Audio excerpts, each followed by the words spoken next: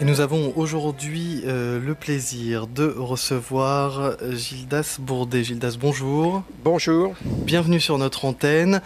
À nouveau, j'ai envie de dire, car c'est à chaque fois un plaisir de vous recevoir pour la sortie de vos différents livres. Alors je ne citerai que l'avant-dernier, Vision céleste, vision cosmique. Oui. L'avant-dernier. Le dernier, celui qui nous intéresse aujourd'hui, c'est Le crash de Roswell, enquête inédite. C'est aux éditions Le Temps Présent et c'est dans la collection Enigma. Alors c'est vrai que... Oui, il faut dire JMG, édition JMG aussi, pour que les gens s'y repèrent plus facilement. D'accord. Alors, il est vrai qu'en France, on vous connaît tout spécialement pour vos études très poussées sur Roswell. Oui, c'est vrai. Et c'est pour cela que nous avons décidé de réaliser cette émission. Nous avons décidé aujourd'hui, et grâce à vous, de prendre Roswell par le début. Parce que Roswell, on en parle dans presque toutes les émissions. On en parle beaucoup, oui. Voilà, consacrées à l'ufologie, alors à toutes les sauces, hein, qu'il s'agisse de la couverture du secret par l'armée, qu'il s'agisse de l'observation d'objets dans le ciel ou de ballons-sondes. Oui.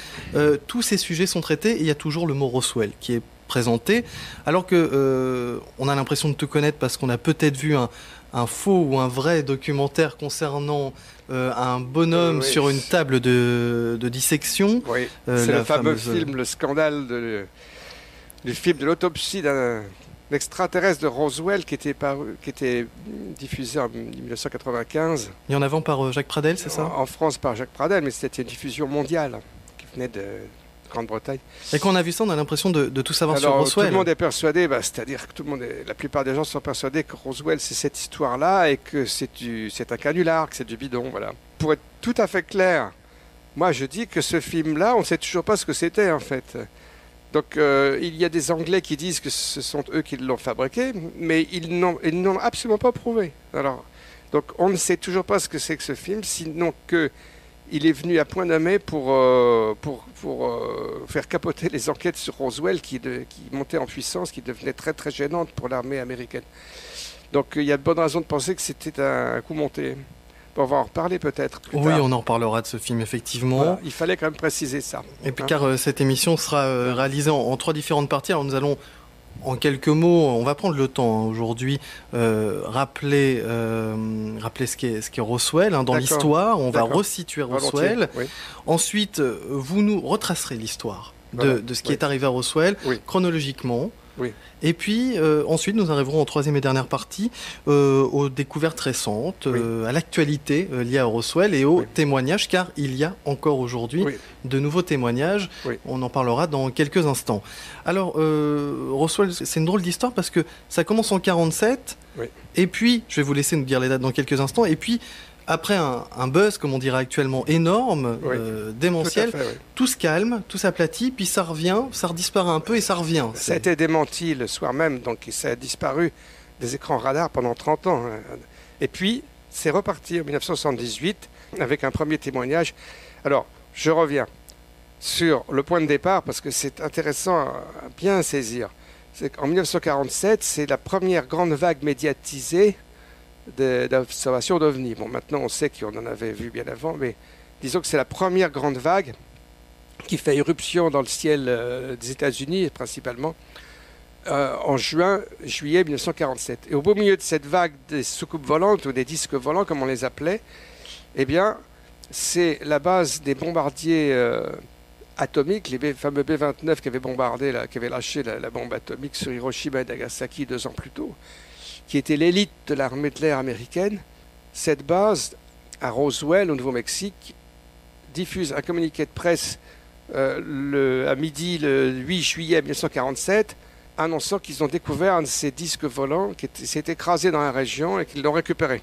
Donc ça a fait un choc formidable. Les médias s'en sont immédiatement emparés, ça a fait le tour du monde, mais ça a été d'une durée très brève, cette flambée médiatique, parce que le soir même, à 600 km de là, à la base, au quartier général de la région aérienne, le général Ramey, à Fort Worth au Texas, a rassemblé quelques journalistes et leur a montré des débris d'un ballon en météo avec une cible radar, une modeste cible radar, c'est une espèce de tissu métallique monté sur des baguettes de balsa. Et il leur a dit, voilà, ils se sont trompés, les aviateurs de Roswell, c'est ça qu'ils ont trouvé en fait. Alors tout le monde a bien rigolé. Et dès le lendemain, les journaux ont publié ce démenti. Ça a fait la une même du New York Times, le plus grand journal américain. Et l'affaire a été enterrée pour 30 ans. Ça a redémarré en 1978, tout doucement, avec presque par hasard un témoignage qui a surgi de l'ombre, celui du commandant Jesse Marcel, qui a raconté à Stanton Friedman, un des meilleurs ufologues américains que vous connaissez, que certains connaissent, il lui a raconté c'était pas vrai qu'on avait trouvé un ballon météo, c'est pas ça du tout. Lui, il avait passé la journée sur le terrain à ramasser des débris très étranges. Et tout est reparti de là. Ça a démarré tout doucement, d'ailleurs, les enquêtes.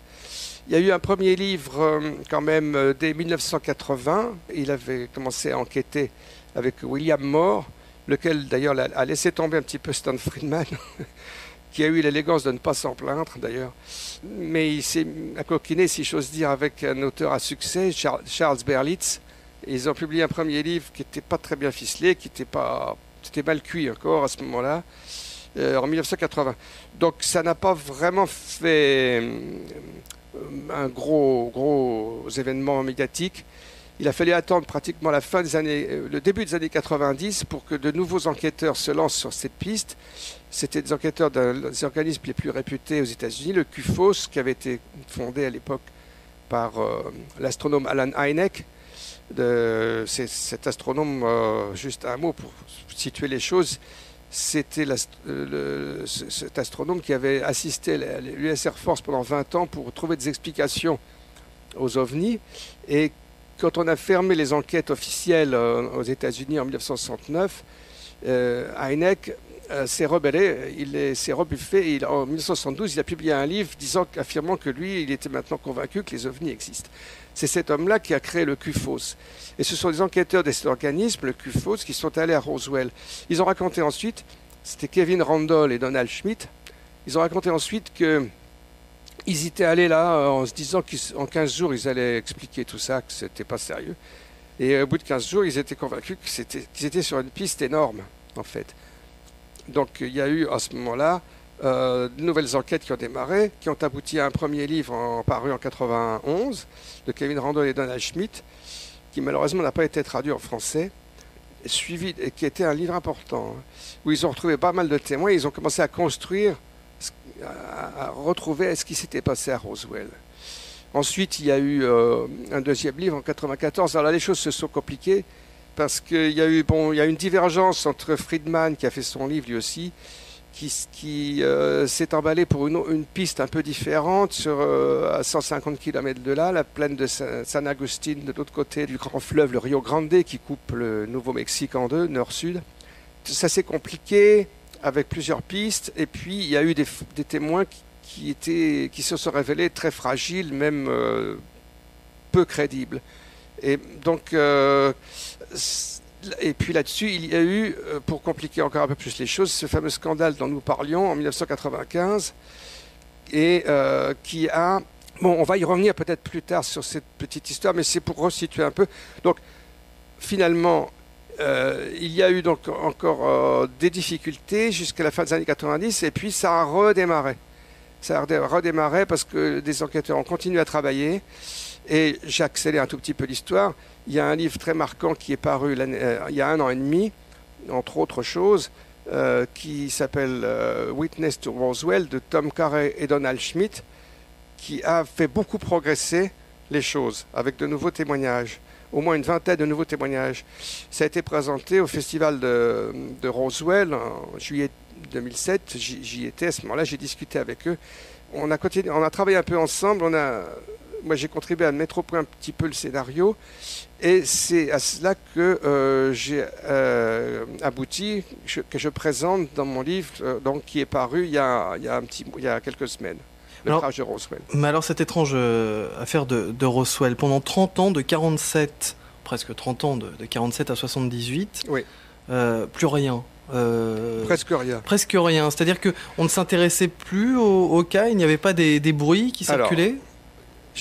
Il s'est passé la chose suivante, c'est que en 1950 est paru un livre sensationnel qui racontait qu'il y avait eu plusieurs crashs de soucoupes volantes, et de Frank Scully. Ça s'appelait Behind the Flying Saucers. Ça a été traduit en français, je ne me rappelle plus le titre en français.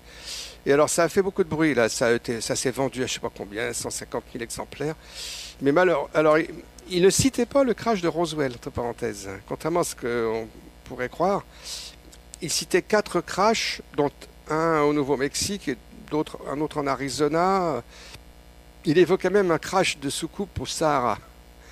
Mais il ne parlait pas de Roswell. Mais ça a eu un succès de scandale. Et puis ensuite, ça s'est effondré 2 ans après, quand un enquêteur, un journaliste un petit peu fouineur a découvert que le principal informateur de ce Frank Scully, qui était un journaliste bien connu à Los Angeles, que son informateur était un escroc. C'était un monsieur qui vendait des espèces d'avions renifleurs de l'époque pour trouver des sources de pétrole. C'était un petit escroc. Cela dit, on peut être un escroc et s'intéresser aux ovnis aussi, et il s'intéressait. Hein. Mais c'était une source très très bizarre, très douteuse. Et donc ce thème des crashs d'ovnis, de récupération d'ovnis, s'est complètement effondré. Oui. Mais c'est très étonnant que la population elle-même, après le démenti de l'armée le soir même, ait laissé tomber même la population locale ou les journaux locaux, alors qu'à cette époque-là, on regardait beaucoup le ciel. Hein. Ça nous étonne aujourd'hui. Mais il faut se remettre à l'époque, dans l'ambiance de l'époque. L'armée, c'était les vainqueurs de la Seconde Guerre mondiale. Ils étaient auréolés d'une gloire immense, et en particulier ces aviateurs de Roswell qui avaient mis fin à la guerre dans le Pacifique avec les bombes atomiques.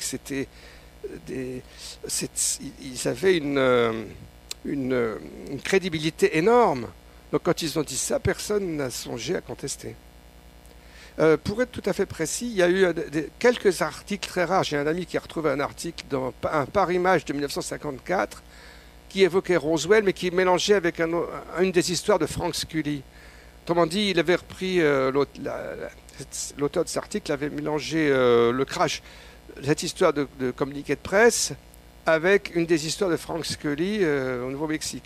C'était 3 fois rien, ça n'avait pas beaucoup d'importance. En fait. Et pour être complet sur l'époque à laquelle cela est arrivé, en 1947. Oui. Quel était le point de vue de la population sur ces objets? Comment est-ce qu'on en parlait? Oui. On les voyait venir d'où? C'était quoi l'ambiance? Eh bien, l'ambiance, il était un petit peu la stupéfaction. Il y a eu beaucoup de témoignages, il y a eu beaucoup d'articles. Il y a des gens qui ont passé des années à retrouver tous ces articles. On en a retrouvé, je ne sais pas combien, pas loin d'1 millier. Il y a même un site web, Projet 1947, qui a été monté par des gens très sérieux, souvent des anciens militaires, et qui ont retrouvé beaucoup d'articles et de témoignages.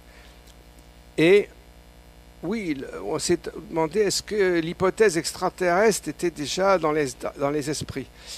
Oui, bien sûr qu'elle y était, puisqu'il y avait eu en 1938 cette fameuse panique de la guerre des mondes, avec une émission radiophonique d'Orson Welles. Donc oui, bien sûr, c'était dans les bandes dessinées de l'époque, dans les romans de l'époque. Ils y pensaient, bien entendu. Parce certains ont prétendu que non, sur la base d'un sondage qui a été fait la mi-juillet, ou au mois d'août, je ne sais plus, pas très longtemps après, par un grand journal américain, mais la question extraterrestre n'était pas posée. Alors évidemment, il ne risquait pas de répondre, il n'y avait même pas de pourcentage, il n'avait pas posé la question, est-ce que vous croyez que ce sont des engins extraterrestres? Comment expliquez-vous, Gildas Bourdet, après cette histoire assez fantastique de Roswell, 30 ans sans rien, et puis un livre et tout repart, même 2 livres et tout repart, comment expliquez-vous cet attrait, cette passion qu'ont presque toutes les personnes qui s'intéressent au phénomène sur la planète pour ce cas de Roswell? Eh bien, je dirais au moins 2 raisons, ou 2 ou 3 raisons. Première raison, si c'est vrai qu'un ovni s'est écrasé, on tient la preuve, l'arme fumante du crime, comme disent les Anglais, le smoking gun.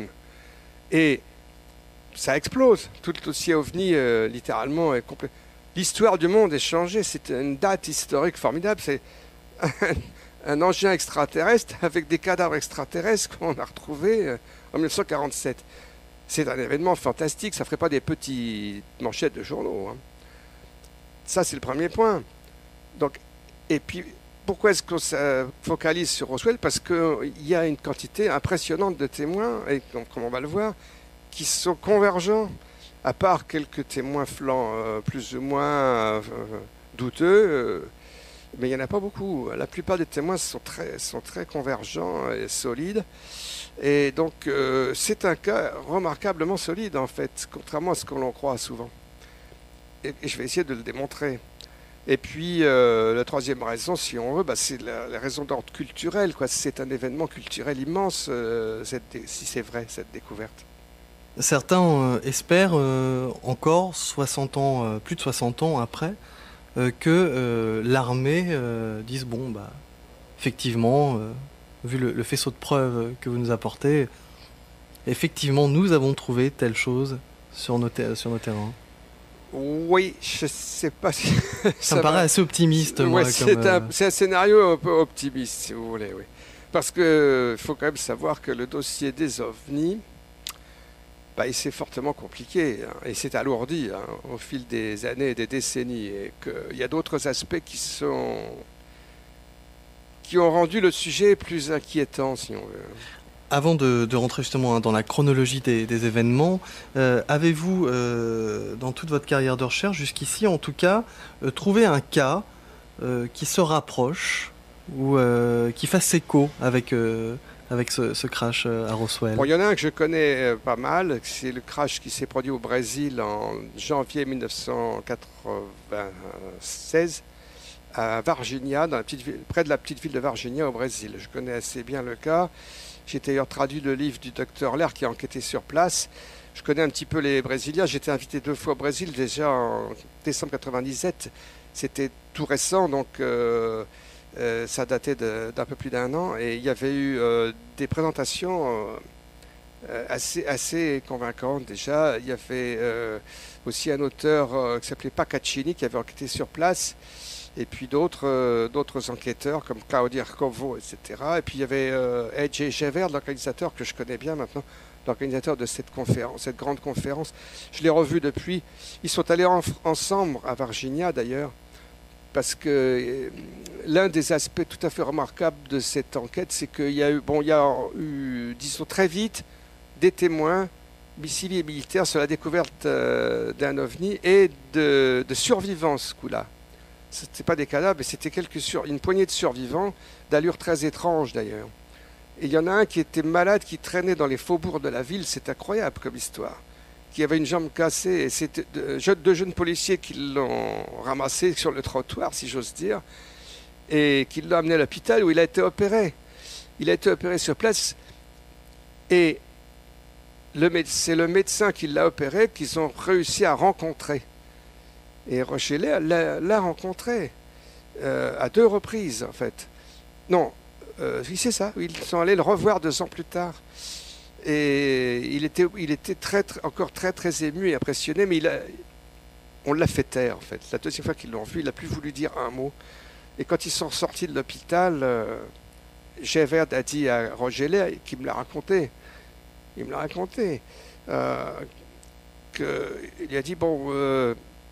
ce médecin, la meilleure chose à faire maintenant, c'est de lui ficher la paix, de le laisser tranquille, parce que ça pourrait devenir très dangereux pour lui. Donc c'est une histoire très passionnante. Et le jeune militaire qui avait ramassé et amené l'alien, il est mort 3 semaines après d'infection généralisée. Sa mère n'a même pas pu voir le cadavre. C'est très très étrange, la mort de ce jeune soldat qui était en parfaite santé. Je ne me rappelle plus chez quel éditeur est parue la traduction que vous avez fait du livre de Roger Lair. Alors c'est paru aux éditions de Le Mercure Dauphinois. Le Mercure Dauphinois qui est un éditeur qui a fait plusieurs bons livres maintenant sur les ovnis. Tout à fait. Donc c'est une autre affaire, enfin parmi celles les plus... Oui, voilà. Moi je connais un peu celle-là. Bon, il y en a d'autres dont on parle. Il y en a une qui aurait eu lieu en 1948, encore au Nouveau-Mexique, dans la région de Aztec, dont on parle pas mal. Il y a même une conférence annuelle qui s'appelle la conférence de Aztec, et c'est quand même beaucoup moins développé. Il y en a comme ça 2 ou 3 autres. Il y en a une qui aurait eu lieu sur la frontière du Texas et du Mexique aussi. Bon, il y en a même 2, alors ça commence à faire beaucoup, vous me direz. Et je me méfie un petit peu parce que il y a un autre aspect qu'il faut se méfier, quand même, c'est la désinformation amplifiante. En fait, le bouquin de Scully de 1950, c'était peut-être de la désinformation amplifiante. Peut-être qu'on lui avait mis dans les pattes des faux récits de crash pour faire complètement le vide sur ce genre de pistes. Voilà. Cela nous ramènera d'ailleurs à la fin de cette émission, pourquoi pas à cette vidéo, cette fameuse vidéo d'autopsie, et nous parlerons des méthodes de diversion. Il y a de fortes chances pour que ce soit une opération de désinformation amplifiante. Nous en reparlerons dans quelques instants. Nous sommes aujourd'hui avec Gildas Bourdet qui nous présente son nouveau livre, Le Crash de Roswell, enquête inédite. Il est paru chez JMG aux éditions Le Temps Présent, mais c'est JMG éditeur, et c'est dans la collection Enigma. Gildas Bourdet aujourd'hui va chronologiquement nous conter l'affaire de Roswell. Vous êtes bien à l'écoute de Radio Ici et Maintenant, 95.2. Gildas Bourdet donc, qui va, durant cette émission, en tout cas en partie, parce que c'est quand même assez important comme dossier. J'ai envie de dire lourd d'ailleurs comme dossier. Oui, on peut dire ça. il va nous présenter Roswell. Voilà, c'est une sorte de Roswell pour les nuls et on va tous essayer de comprendre ce qui s'est passé. On va essayer de comprendre ensemble, oui. Alors je laisse commencer. Ça fait quelques années que j'essaye, mais je crois qu'on commence à comprendre pas mal. Il y a encore des zones d'ombre. Je ne vous le cache pas. D'ailleurs, vous allez le voir tout de suite. Donc je vous raconte les événements qui se sont passés pratiquement sur une semaine. Ça démarre le mercredi 2 ou jeudi 3 juillet. Vous voyez, on n'est même pas sûr de la date exacte. Et je vais aller comme ça jusqu'au mercredi suivant, 9 juillet. L'histoire commence dans la soirée, dans la nuit du mercredi 2 ou de jeudi 3 juillet, dans la région de Roswell. Il y a un fermier qui s'appelle William McBrazel, qui élève des moutons à 100 km au nord de Roswell à vol d'oiseau, sur un terrain très pauvre et assez très peu peuplé. Et il y a un orage violent. Je sais que c'est la région des orages violents parce que je l'ai vécu, moi, quand j'y suis allé à Roswell en 1995. Il y avait un orage terrible. Et au milieu de cet orage, il entend une explosion beaucoup plus violente que d'autres, que les tonnerres. Et le lendemain, il va sur son terrain et il découvre un champ de débris étranges étalé sur plus d'un kilomètre de long, 200 ou 300 mètres de large. Il forme un cône d'ailleurs. Et du nord-ouest vers le sud-est. Et il est très intrigué, il se demande qu'est-ce que c'est que ces débris. Il en ramasse quelques-uns et il va les montrer à des voisins, comme les époux Proctor, qui sont les voisins les plus proches, et d'autres encore. Et ces gens-là vont venir voir eux aussi le champ de débris, ils vont ramasser des débris. Il y a beaucoup de jeunes aussi parce que sont déjà en vacances. C'est le week-end du 4 juillet qui commence. Le 4 juillet, c'est la fête nationale. Et donc, il y a pas mal de... Bon, je vais vous parler des témoins qui ont été retrouvés au fil des années, et notamment ces toutes dernières années par Tom Carey et Donald Schmitt dans leur livre paru en 2007. Ils ont retrouvé pas mal de jeunes, des jeunes de la région. Ils donnent des noms, je ne vais pas tous les citer, qui se sont promenés par là et qui ont trouvé des débris, d'autres paysans du coin, ou les fils, donc les enfants de ces paysans. Il y a même des témoignages sur la fête du 4 juillet qui s'est tenue dans une bourgade des environs, le Capitole, une petite ville, où il y avait un rodéo. Parce que c'est le Far West là-bas. Il faut dire que c'est vraiment... on sent que le Far West était encore là. Pour la petite histoire, c'est un oncle du fermier Brazel qui avait tué le shérif Pat Garrett. Le shérif Pat Garrett, c'était celui qui avait tué le bandit... c'est pas Jesse James, c'est Billy the Kid. Il y a eu un film là-dessus, Pat Garrett et Billy the Kid, qui est pas mal. Et... donc c'est ça l'ambiance de l'Ouest là-bas. Et alors, ils circulent beaucoup à cheval et voilà, ils traversent toute cette région aride et ils ont vu ce champ de débris en fait. Et il y avait des débris qui passaient de main en main au rodéo de Capitan à Roswell, à Capitan dans la région, le 4 juillet. Donc, c'est important de souligner ça, parce que c'est une chose qu'on n'avait pas bien compris encore jusqu'à ces toutes dernières années, c'est que dans les environs, on savait déjà, il y avait beaucoup de gens qui savaient qu'il s'était passé un événement très étrange. C'était pas juste le fermier Brazel qui arrive tout seul le dimanche à Roswell, c'est beaucoup plus compliqué que ça.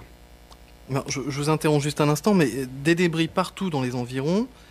Attendez, il y avait ce fameux champ de débris qui était quand même assez vaste, et puis comme il y avait eu la tempête et qu'il y avait beaucoup de débris très légers, il est probable que beaucoup de débris se sont éparpillés par-dessus le marché. D'accord. Hein?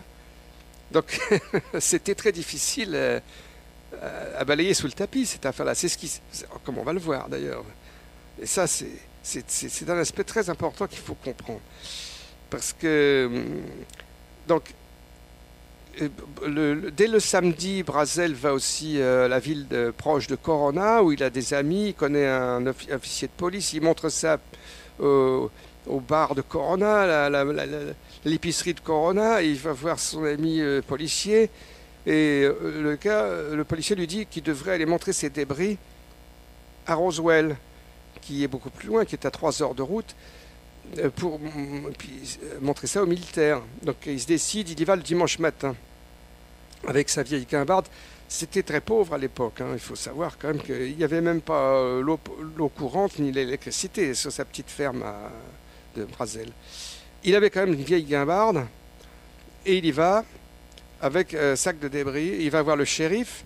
Donc ça se passe le dimanche 6 juillet. Et c'est la partie la plus connue de l'histoire qui a été maintes fois racontée. Le shérif appelle la base. Et les militaires viennent rapidement. Avant même qu'ils arrivent, il y a un coup de fil également, ça c'est intéressant et important, je m'arrête un tout petit peu dessus. C'est un jeune journaliste de Roswell, un jeune journaliste de radio, quelqu'un comme vous, Alexandre, qui appelle, qui vient aux nouvelles, et le shérif Wilcox lui passe le fermier Brazel qui était là. Et il lui raconte son histoire, Brazel. Mais ce qui est intéressant, c'est que Frank Joyce n'a pas raconté tout de suite tout ce que lui avait dit Brazel. Et vous allez voir, je le dis tout de suite, c'est seulement en 1998 que Frank Joyce a fini par révéler que le fermier Brazel lui avait dit qu'il avait découvert les cadavres pas très loin du champ de débris. Et que d'ailleurs ils étaient très, très abîmés, ils avaient dû subir un choc extrêmement violent. On peut imaginer qu'ils avaient été éjectés peut-être d'abord d'une capsule de sauvetage ou quelque chose comme ça, qui s'était écrasée et qu'ils avaient été vraiment abîmés dans cet accident. Et ils sentaient très mauvais. C'est un détail intéressant, vous allez voir. Parce qu'il y a d'autres témoins qui ont remarqué ça aussi. Et donc ça, c'est un aspect de l'histoire qui est resté un petit peu, qui avait été un peu laissé de côté, qui avait été oublié dans les années 90 et qui est revenu très fort après la fin des années 90 parce qu'il y a eu d'autres témoins, notamment l'un des voisins, le fils des voisins Proctor dont je parlais, qui s'appelait D. Proctor, Timothy D. Proctor, avait accompagné le fameux Brazel et il a fini par raconter ça à sa mère. Il n'a jamais voulu le dire publiquement, mais il a raconté à sa mère qu'il a fini par le raconter, Loretta Proctor. Et il y en a d'autres encore. Il y a un autre témoin qui s'appelait Sidney Jack Wright, qui était un ami, un copain de D. Proctor, qui est allé lui aussi, et il a fini par raconter qu'il avait visité cet endroit-là, pas seulement le champ de débris, mais ce site où il y avait des cadavres. Et que le fermier Brazel était très, très ému et très impressionné par cette histoire. Alors ça, voilà, je vous ai déjà placé un aspect assez nouveau, si on veut, qui a ressurgi ces dernières années, d'un autre site, qui est, si on veut, le troisième site, parce que je vais pas tarder à vous raconter qu'on a découvert un site à mi-chemin entre le champ de débris qui est à 100 km à vol d'oiseau de Roswell, et à mi-chemin entre les deux et la ville, il y a un autre site où on a découvert un ovni et des cadavres également. Et là, c'est là que se trouvait l'ovni, en forme plutôt de soucoupe d'ailleurs, finalement. Donc, bon, je me suis lancé, je vous ai montré tout de suite un petit peu la complexité de l'histoire. Et je vais peut-être continuer, à moins que vous ayez envie de me poser une question. Non, non, je suis à l'écoute. Donc, nous sommes le dimanche, Brazel a apporté des débris. Que se passe-t-il à ce moment-là? Les militaires mettent la main sur Brazel et ses débris. Ils vont à la base et ils font deux choses. Le colonel Blanchard, qui est le patron des bombardiers atomiques, ordonne au commandant Jesse Marcel, chef de responsable de la sécurité de la base des bombardiers atomiques, et un collègue qui est un jeune officier chargé du contre-espionnage, Sheridan Cavitt, capitaine Cavitt, d'aller voir sur le terrain immédiatement, guidé par Brazel. Ils repartent le soir même. Ils font aussi autre chose. Il y a une deuxième chose qu'ils font, c'est qu'ils remplissent le sac de débris, ils le postent, ils l'envoient par avion direct au quartier général de Fort Worth, sur ordre même du Pentagone, parce que déjà la liaison est faite par téléphone avec le Pentagone dès ce moment-là. Donc il y a un sac de débris, les débris apportés par Brazel, qui arrive en fait via la base de Fort Worth au Texas, qui est acheminé par avion vite fait. Ça, c'est le témoignage du commandant adjoint de la base de Carswell de Fort Worth, le général Dubose, qui l'a confirmé tout cela, avec affidavit, déclaration écrite sous serment, que c'est ce qui s'était passé. Et donc, dès le lundi, les hauts gradés, la haute direction militaire au Pentagone a en main des débris de Roswell. Ça, c'est important aussi. Juste pour être clair, les terres de Brazel, qui étaient donc 100 km à vol d'oiseau, environ de la base de Roswell, n'étaient en aucun cas une sous-location à l'armée. C'était vraiment ces terres à lui. Non, c'était un terrain totalement privé. Brazel n'était que le fermier, le métayer. Il n'était pas le propriétaire. D'accord. Et alors, ça s'appelait le ranch Foster, le nom du ranch. Bon, c'était des ranchs très vastes, c'était 10 km de côté, des choses comme ça, ou 10 miles. Et donc, voilà, les choses déjà commencent à se compliquer, puisque la haute hiérarchie au Pentagone est déjà alertée dès le lundi. Et qu'est-ce qu'ils font, eux, de leur côté? Eh bien, vous allez voir la suite, c'est que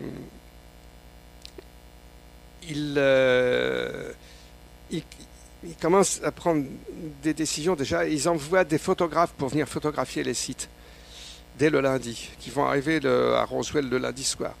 Mais là où les choses se compliquent, c'est qu'il va se passer une autre découverte, celle du site le plus proche de Roswell. Mais avant d'en venir à celui-là, je boucle l'aspect champ de débris et le petit site avec les cadavres à côté. Parce que là aussi, c'était assez flou, on n'était pas sûr. J'en ai discuté avec Tom Kara-Schmidt, d'ailleurs. C'est là un des points sur lesquels on a discuté. Et il semble très probable qu'il s'est passé la chose suivante. C'est que le lundi, donc toute la journée, le commandant Marcel et Sheridan Cavitt, le capitaine Cavitt, ont inspecté le champ de débris. Mais Marcel est resté beaucoup plus longtemps, il est resté toute la journée, mais Cavitt, lui, est reparti. Manifestement, ils ont vu également, il est évident que Brazel leur a montré le site avec les cadavres, puisqu'il en avait parlé la veille au jeune journaliste Frank Joyce. Il aurait été stupide de sa part de leur cacher cette découverte, d'autant qu'il était très impressionné et qu'il souhaitait qu'on fasse quelque chose, qu'on le débarrasse de tout cela. Et donc, il a montré les cadavres, et c'est ce qu'ils ont dû décider, et c'est Cavitt, ils ont dû se répartir le travail, Marcel s'occupant du champ de débris, et Cavitt retournant à Roswell en vitesse pour donner l'alerte, et repartir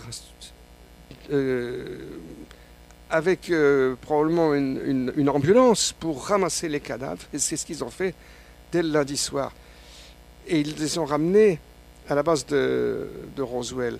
Là, il y a un témoignage tout à fait intéressant et récent qui a surgi tout à fait récemment sur Internet, en discutant sur la grande liste de discussions UFO Updates.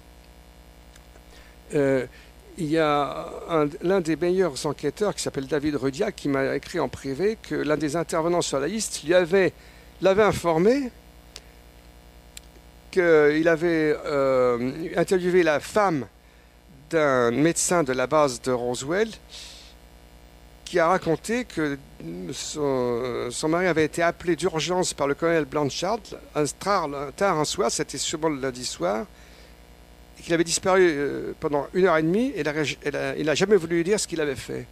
Et c'est probablement, c'était pour réceptionner les cadavres à l'hôpital de Roswell et faire une première inspection si on veut. En fait, il y a eu une tentative d'autopsie le lendemain. On va y arriver. C'est-à-dire que les cadavres ont été pris sur le site, ouais. Ont été envoyés à Roswell, ouais. Pour aller à l'hôpital de Roswell. C'est-à-dire que la base militaire elle-même n'avait pas un hôpital privé? Si, non, l'hôpital de la base. D'accord. C'était la clinique de la base, si vous voulez. C'était une très grande base. Hein. Oui, c'est pour ça que ça m'étonnait un petit peu. C'était la base des bombardiers atomiques. C'était une des plus grandes bases de l'armée de l'air. Hein. Qui n'était pas encore l'armée de l'air d'ailleurs. C'était Army Air Force à l'époque. C'est devenu l'armée de l'air à la fin de l'été seulement. Alors, donc, il y a cette première partie-là qui s'est bien clarifiée. On commence à mieux voir ce qui s'est passé. Et puis, il y a le deuxième choc, si on veut. Il y a eu le premier choc du dimanche, du lundi, avec le champ de débris et les cadavres à proximité. Et puis, il y a le deuxième choc qui se produit le lundi, c'est que le lundi matin, il y a une équipe archéologique dirigée par un professeur avec ses étudiants qui crapahutent dans la région et qui tombe sur ce site avec un petit ovni, une petite soucoupe et des cadavres. Et, semble-t-il, il y a quand même plusieurs témoignages là-dessus, un survivant aussi. Depuis combien de temps ils étaient là depuis le mercredi soir ou le jeudi soir, il ne devait pas être frais non plus, hein, le survivant, hein, le lundi. Et ils sont dû arriver dans la matinée de lundi sur ce terrain. Ils sont réussis, où l'un d'eux est allé sur la route. C'était à environ 6 miles à l'ouest de la route nord-sud, de la route qui part de Roswell, qui va vers le nord, que je connais bien, et qui se trouvait donc à environ 6 miles, ça fait, mettons, 7-8 kilomètres de la route. Donc ça leur a pris un certain temps, et ils ont pu réussir à trouver une ligne téléphonique au petit village de Mesa, le hameau de Mesa, et 50 km au nord à peu près de Roswell. Ils ont appelé, les pompiers sont venus, il y a les pompiers, il y a l'assistant du shérif Wilcox, et et tout de suite après l'armée qui a tout bouclé. Ça, on connaît un petit peu cette histoire parce qu'il y a des témoignages. On ne savait pas que ça s'était passé exactement là. Maintenant, on le sait mieux. Ça s'est précisé. Et alors là, je vais avancer sur cette piste un tout petit peu. Ils ont tout bouclé, les militaires. La fille de l'un des pompiers a témoigné. Son père a raconté qu'ils avaient tout bouclé. C'était le pompier Dan Dwyer et sa fille Hélène Frankie Rowe. Et ils ont même ramassé quelques débris. Il y a des pompiers qui ont passé de main en main des débris. Elle en a vu un. Elle en a vu avec sa sœur aussi. Et ils ont tout bouclé là. Alors, donc, le réflexe des militaires, évidemment, c'est mettre le secret là-dessus. Mais ils vont pas y arriver tout de suite, en fait. C'est là qu'il faut essayer de bien comprendre. C'est qu'ils se sont rendus compte, entre-temps, que l'affaire était en train de filtrer dans la région, que pas mal de gens se rendaient compte, étaient au courant déjà. À Roswell, sur la base même. Et donc, ils ont eu l'idée de... ils n'avaient plus le temps de boucler le grand champ de débris le soir même. Par contre, ils ont pu boucler le site avec l'OVNI et les cadavres, qui était un petit site, lui, par contre. Parce que l'OVNI n'avait pas explosé, il n'y avait pas de vaste champ de débris. Et ils ont bouclé le site le soir même, mais ils ont maintenu les cadavres sur place. Ils les ont mis dans des tentes. Et on a des témoignages là-dessus. Alors là, pour être tout à fait clair pour nos auditeurs, là on parle du deuxième site. On parle du deuxième site maintenant. Concernant juste le premier site, donc c'était la veille, ou l'avant-veille pour le premier site. Ça a été vu le samedi, le dimanche ça a été donné, ça a été vu le vendredi. Le dimanche matin, il est allé prévenir l'armée. Juste pour ce site là sur lequel il y avait des débris et aussi des corps un petit peu plus loin. Il y avait une soucoupe. D'après les témoignages, on en a quelques-uns maintenant, de forme assez plutôt classique, en fait, pas très grande. Sur quel site? Sur le deuxième site. Sur le deuxième, voilà. Juste pour le premier, pour savoir, pendant ce temps-là, il y a des débris qui ont été récupérés sur le premier, et les corps qui ont été envoyés... qui ont été récupérés en vitesse, dès le soir même, dès le lundi soir. Envoyés donc à l'hôpital militaire de Roswell. Sur ce terrain-là, est-ce que l'armée est restée présente pour éviter... est-ce qu'on sait si l'armée est restée présente sur ce terrain-là, ok, d'accord, je réponds tout de suite. Alors, pour faire un parallèle entre les deux attitudes de l'armée. Ça va se passer. Je ne sais pas, il ne semble pas qu'ils aient laissé des gens sur place. Il n'y avait pas assez de monde à ce moment-là. Il y avait juste Sheridan Cavitt, l'ambulance. Le commandant Marcel, il est revenu ils sont revenus chacun avec leur voiture chargée de débris. Alors, on connaît très bien cet épisode. Le commandant Marcel est rentré chez lui à 1h ou 2h du matin. Il semble qu'il ait commencé d'abord par aller voir des amis qui jouaient au bridge dans le coin. Il y en a un qui a témoigné, Jack Trowbridge. Il est passé d'ailleurs à la radio, je ne sais plus si c'est à CNN ou à la chaîne Sci-Fi, ou Sci-Fi si vous préférez.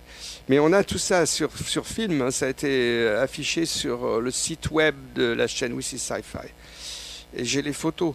Et donc, le commandant Marcel a montré quelques débris à sa femme et son fils qu'il a réveillés. C'est là qu'intervient le fameux témoignage de son fils, qui est maintenant médecin, qui est devenu médecin par la suite, que je connais, que j'ai rencontré encore il y a 1 an et demi.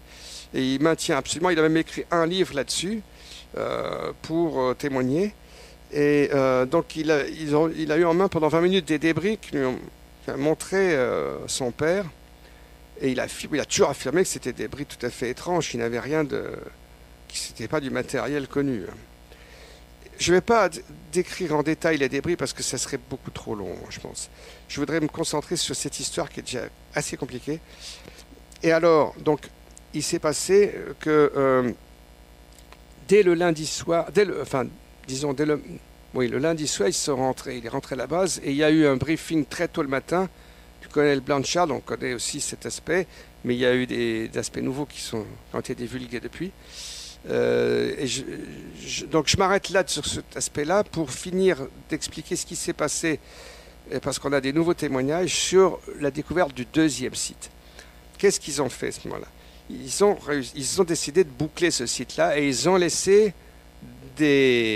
mis les cadavres sous une tente, et ils ont fait garder la tente par des soldats. On a les témoignages de 2 soldats qui ont gardé cette tente.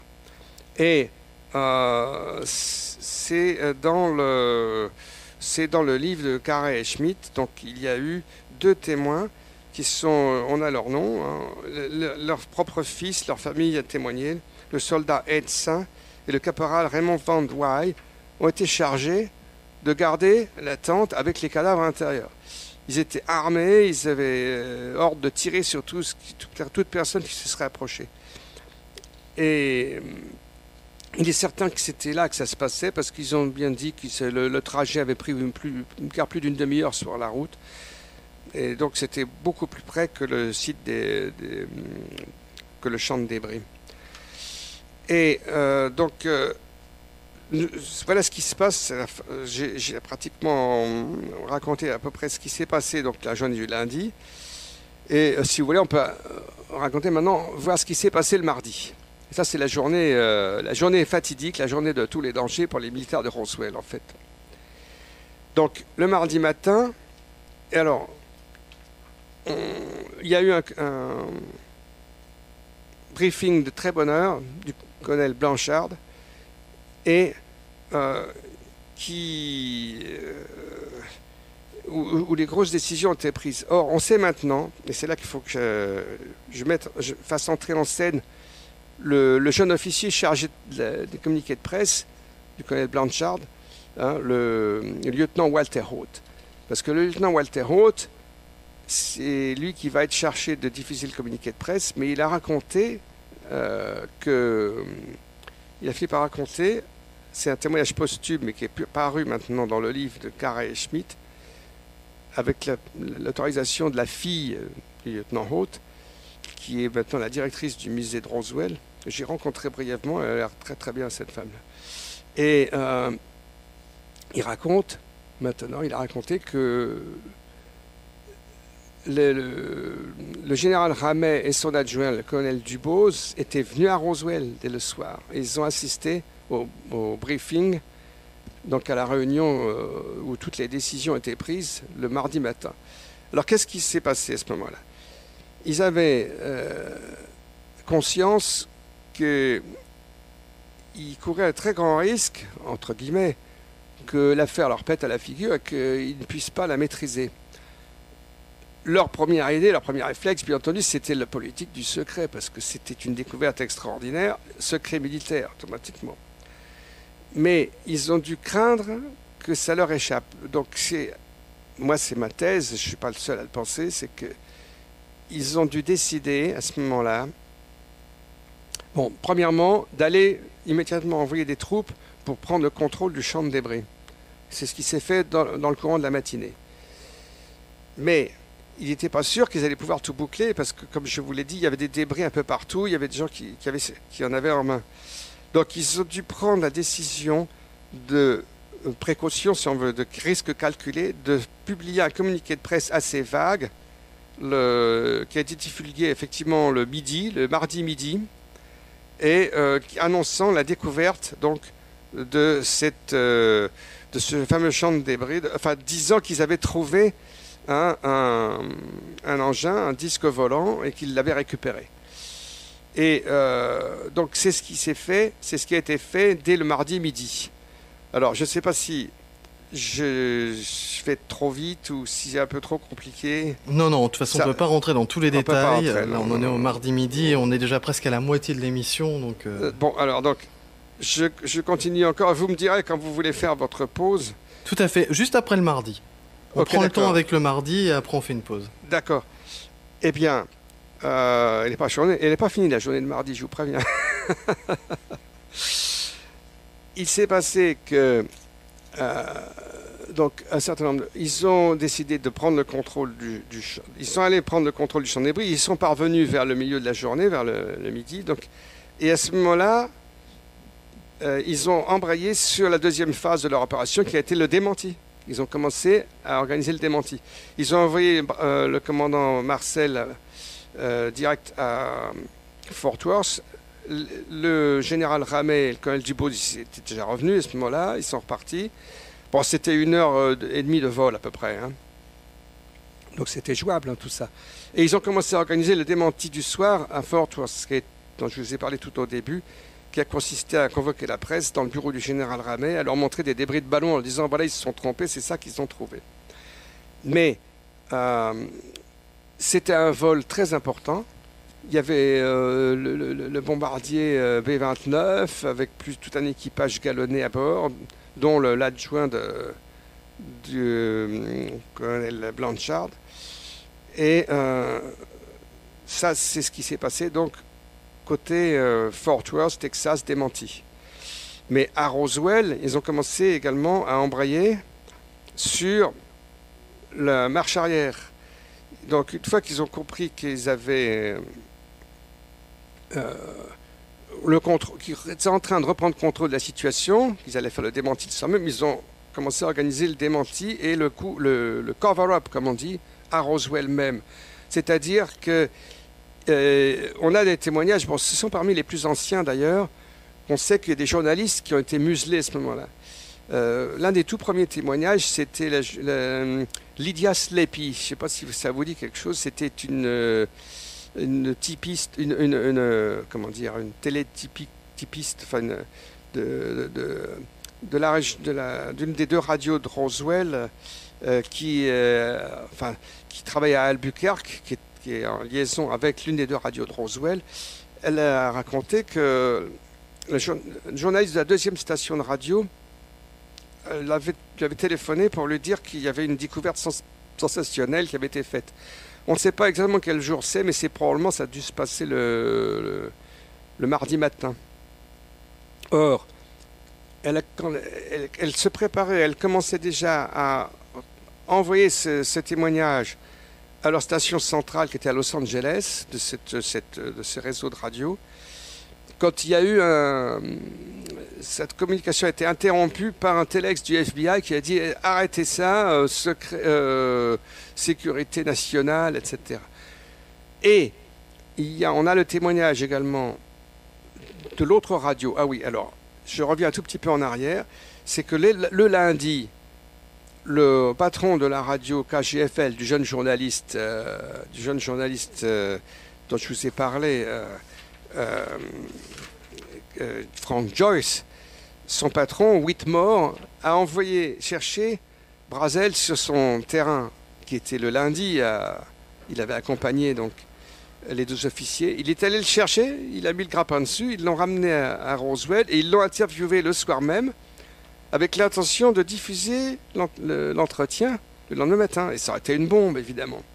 Or, ils ne l'ont jamais diffusé parce que le mardi matin, ils ont eu 2 coups de fil venant de Washington. L'un du bureau du sénateur Chavez, faisant pression sur cette radio pour qu'il se taise, pour qu'il ne diffuse pas cette interview, et du bureau fédéral d'attribution des fréquences radio, qui leur a dit si vous diffusez ça, vous allez perdre votre licence dans les 3 jours. Donc il y a eu une pression dingue à ce moment-là sur les journalistes, et pas seulement sur les journalistes, sur beaucoup de témoins de tous les alentours. On a commencé à dérouler un vrai rouleau compresseur, à faire pression sur un tas de témoins pour qu'ils se taisent. Donc ça a duré toute la journée du mardi, ça. Et donc dès le mardi soir, c'était quasiment bouclé en fait. Le fermier Brazel, il avait été récupéré dès le mardi matin chez Whitmore, chez le patron de la radio. Ils l'ont chambré toute la journée et ils l'ont fait revenir aux 2 radios, aux 2 journaux, le Roswell Daily Record, la radio KGFL et l'autre. Et là, il y a plusieurs témoins, des voisins qui étaient là d'ailleurs, qui l'ont vu circuler sans lui dire bonjour, sans le reconnaître. Ça les a beaucoup intrigués. Il était sous escorte militaire et il s'est mis à raconter une autre histoire. Il s'est mis à raconter qu'il avait découvert 2,5 kg de ballons, que ça n'avait aucun intérêt, que si ça recommençait, il n'en reparlerait plus. Il ne reparlerait jamais d'une chose pareille. Donc ça a été complètement bouclé. Et le fermier Brazel ensuite est reparti à la base. Il n'est pas rentré chez lui pour son histoire de ballon. Il est passé une semaine sur la base. C'était pas en prison d'ailleurs. J'en ai parlé avec Walter Hoyt. Il m'a dit non, il n'a pas été en prison. Mais en fait, il était à la maison d'hôte. Il y avait une maison d'hôte. Il a été retenu là. Et il en a été très humilié. On est ressorti très humilié d'ailleurs, Brazel. Et il n'a plus jamais reparlé avec sa famille, mais il a été très choqué par ce qui lui était arrivé. Bon voilà, ça c'est à peu près ce qui s'est passé donc la journée de mardi. Donc c'est une espèce de branle-bas de combat général avec un communiqué de presse pour parer au pire, pour le cas où ils n'auraient pas pu maîtriser la chose. Ils auraient pu dire bon ben voilà, faire bonne figure et dire nous avons annoncé cette découverte. Mais en la limitant, ils ont dit voilà, on a ramassé un disque volant, mais il est parti, on a tout ramassé, il n'y a plus rien à voir. Et puis finalement, le démenti du soir. On va faire notre respiration musicale maintenant. Alors Gildas Bourdet, après cette respiration musicale, on avait dit qu'on en avait fini avec le mardi à Roswell, mais pas du tout en fait. Non, non, c'est pas terminé le mardi, parce que c'est une journée infernale, absolument. Parce que il y a d'autres témoignages qui sont apparus, bon, des voisins des environs, des jeunes qui ont vu les militaires arriver, boucler le site, etc. Bon, ce serait terriblement compliqué d'entrer dans les détails, ça serait trop long. Mais il y a des aspects importants quand même à signaler, notamment que je vous ai dit tout à l'heure qu'on avait fait venir des photographes. Eh bien, on les connaît, ces photographes, Frédéric Benthal et Al Kirkpatrick, qui étaient venus depuis Washington. Benthal était un des meilleurs photographes militaires. C'est lui qui avait photographié les expériences, les tests atomiques de Bikini l'année précédente. Voilà. Donc ils avaient pris vraiment les meilleurs photographes qu'ils avaient sous la main. Et ils les ont emmenés dès le mardi matin sur le site, sur le deuxième site, donc celui qui est le plus proche, qui est à environ 50 km de Roswell. Et ils ont dû photographier, du moins l'un des deux. L'autre, il est parti sur un autre site, probablement le champ de débris, on ne sait pas exactement. Donc c'est Benthal qui est resté sur place. On lui a fait revêtir une tenue de protection. Ça, c'est intéressant parce qu'il y avait quand même ce risque sanitaire qui était très très présent là. Et il a eu ordre de prendre en photo sous la tente au flash. Ça sentait d'ailleurs le formol, hein, il a remarqué. Et une fois qu'il a terminé de prendre en photo les cadavres qui étaient alignés sur le sol, sur un tissu caoutchouté, ils ont confisqué l'appareil, les plaques et tout, et lui, il s'est retrouvé. Les deux photographes se sont retrouvés à Roswell, ils ont été rapatriés immédiatement à Washington, et lui, Benthal, a été expédié peu de temps après en mission en Antarctique pour prendre en photo les glaces de l'Antarctique. Voilà. Ça, c'est intéressant aussi parce qu'il y a d'autres témoignages de ce genre-là. Je ne peux pas trop entrer dans le détail, mais il y a pas mal de témoins qui ont raconté qu'ils ont été expédiés à Pétaouchnok, si j'ose dire. Il y en a un qui est parti comme ça, qui a été envoyé en Alaska, etc. Et ça, il y en a que ça a beaucoup d'ailleurs affecté. On les a aussi menacés, on les a chapitrés, on leur a dit de se taire, hein, sur tout ce qu'ils avaient pu voir. Ou même on leur a dit il ne s'est rien passé du tout. Il y a eu beaucoup de débriefings comme ça. Et alors, ça aussi, ce sont donc des témoignages qui confirment que ça s'est bien passé comme ça. Et en fin de matinée, alors il y avait un survivant. On pense que le survivant, là, il y a très peu de témoignages, mais il y en a quand même 2 ou 3 sur lesquels il y avait un survivant sur le terrain. C'est notamment l'un des pompiers là, qui a raconté ça à sa fille. Et il a dû être rapatrié, lui, très vite, dès le lundi soir, probablement. Mais ensuite, là, ils ont ramené, donc ils ont rapporté à la base les cadavres et l'OVNI. Et là, on a plein de témoignages sur le rapatriement de l'OVNI et des cadavres à Roswell dans la journée du mardi. L'un des témoignages les plus remarquables, c'est un ancien soldat de la base qui s'appelle Eli Benjamin, qui a été retrouvé il y a un certain nombre d'années par Carey Schmitt. Et il ne voulait pas parler, mais il a fini par se décider. Il n'osait pas parce qu'il avait peur de perdre sa pension militaire. Il a fini par se décider à parler en 2005 et il est passé sur une émission de la chaîne Sci-Fi en 2006. C'était à l'occasion d'une enquête archéologique sur le terrain. Bon, ça, je vais glisser là-dessus. Mais il y a eu 2 enquêtes archéologiques sur le terrain organisées par la chaîne Sci-Fi. Et là, c'est à cette occasion-là que l'un des témoins a été présenté. Donc, quand je vous parle, ce soldat, Eli Benjamin, il s'est retrouvé au cœur plongé au cœur de cette histoire, et ça l'a choqué pour le restant de ses jours, pratiquement. Il a été appelé à ce grand hangar, le hangar P3, où toutes ont été acheminés les débris, l'OVNI, les cadavres, pendant cette journée-là.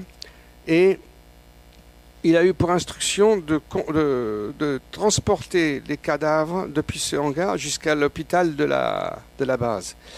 Et il a fini par raconter ça, que en fait, voilà, ils étaient allongés sur des espèces de civières ou des lits à roulettes recouverts d'un drap. Mais il y a un drap qui a glissé et il a pu voir la tête de l'un des cadavres. Et il y en avait un qui était moribond, en fait, qui était survivant, la tête qui bougeait encore. Et c'est là il a décrit cette tête classique que nous connaissons, donc avec une grosse tête avec des grands yeux noirs, toute petite bouche, petit orifice nasal, petites oreilles. Donc c'est la tête un petit peu classique, si j'ose dire, du petit gris. Hein. Et il a donc conduit avec une ambulance plusieurs cadavres, il y en avait au moins 2 ou 3, à l'hôpital. Et là, c'est intéressant aussi son témoignage parce qu'il a observé. Bon, il y avait pas mal d'officiers, de médecins, certains qui ne connaissaient pas, qui étaient là et qui se préparaient à faire une autopsie. Ça recoupe bien une histoire qui était un témoignage très important il y a une dizaine d'années, mais qui avait été un petit peu discrédité. C'était celui de Glenn Dennis, qui était un employé des pompes funèbres de Roswell, qui avait été appelé sur la base et qui avait rencontré presque par hasard, fortuitement, une infirmière qui sortait d'un local, et en se cachant la bouche avec une serviette, et qui était sur le point de vomir parce qu'elle lui a dit « Mais qu'est-ce que vous faites là, Glenn? Allez-vous-en, dépêchez-vous de partir, vous allez avoir des ennuis. » Et le lendemain, il l'a revue et lui a raconté qu'elle avait assisté à un début d'autopsie de cadavre, qu'elle avait été requise par des médecins, là, et que ça sentait tellement mauvais qu'elle avait été prise de malaise. C'est pour ça qu'elle s'est sortie de... Ils avaient dû arrêter d'ailleurs cette autopsie. Donc tout ça se recoupe pas mal. Des cadavres pour sentir mauvais, c'est parce qu'ils sont là depuis longtemps. Eh ben, c'était surtout parce qu'ils avaient été très abîmés par le choc. Ceux du troisième site, le site le plus éloigné, à côté du champ de débris. Les cadavres plus proches, eux, n'étaient pas aussi abîmés. Ils avaient en quelque sorte protégés dans cette soucoupe qu'on a retrouvée en pas si trop mauvais état, qui était quand même en une seule pièce. Mais, donc, on a un recoupement là, de plusieurs témoignages, et il y en a encore un autre. Allons-y.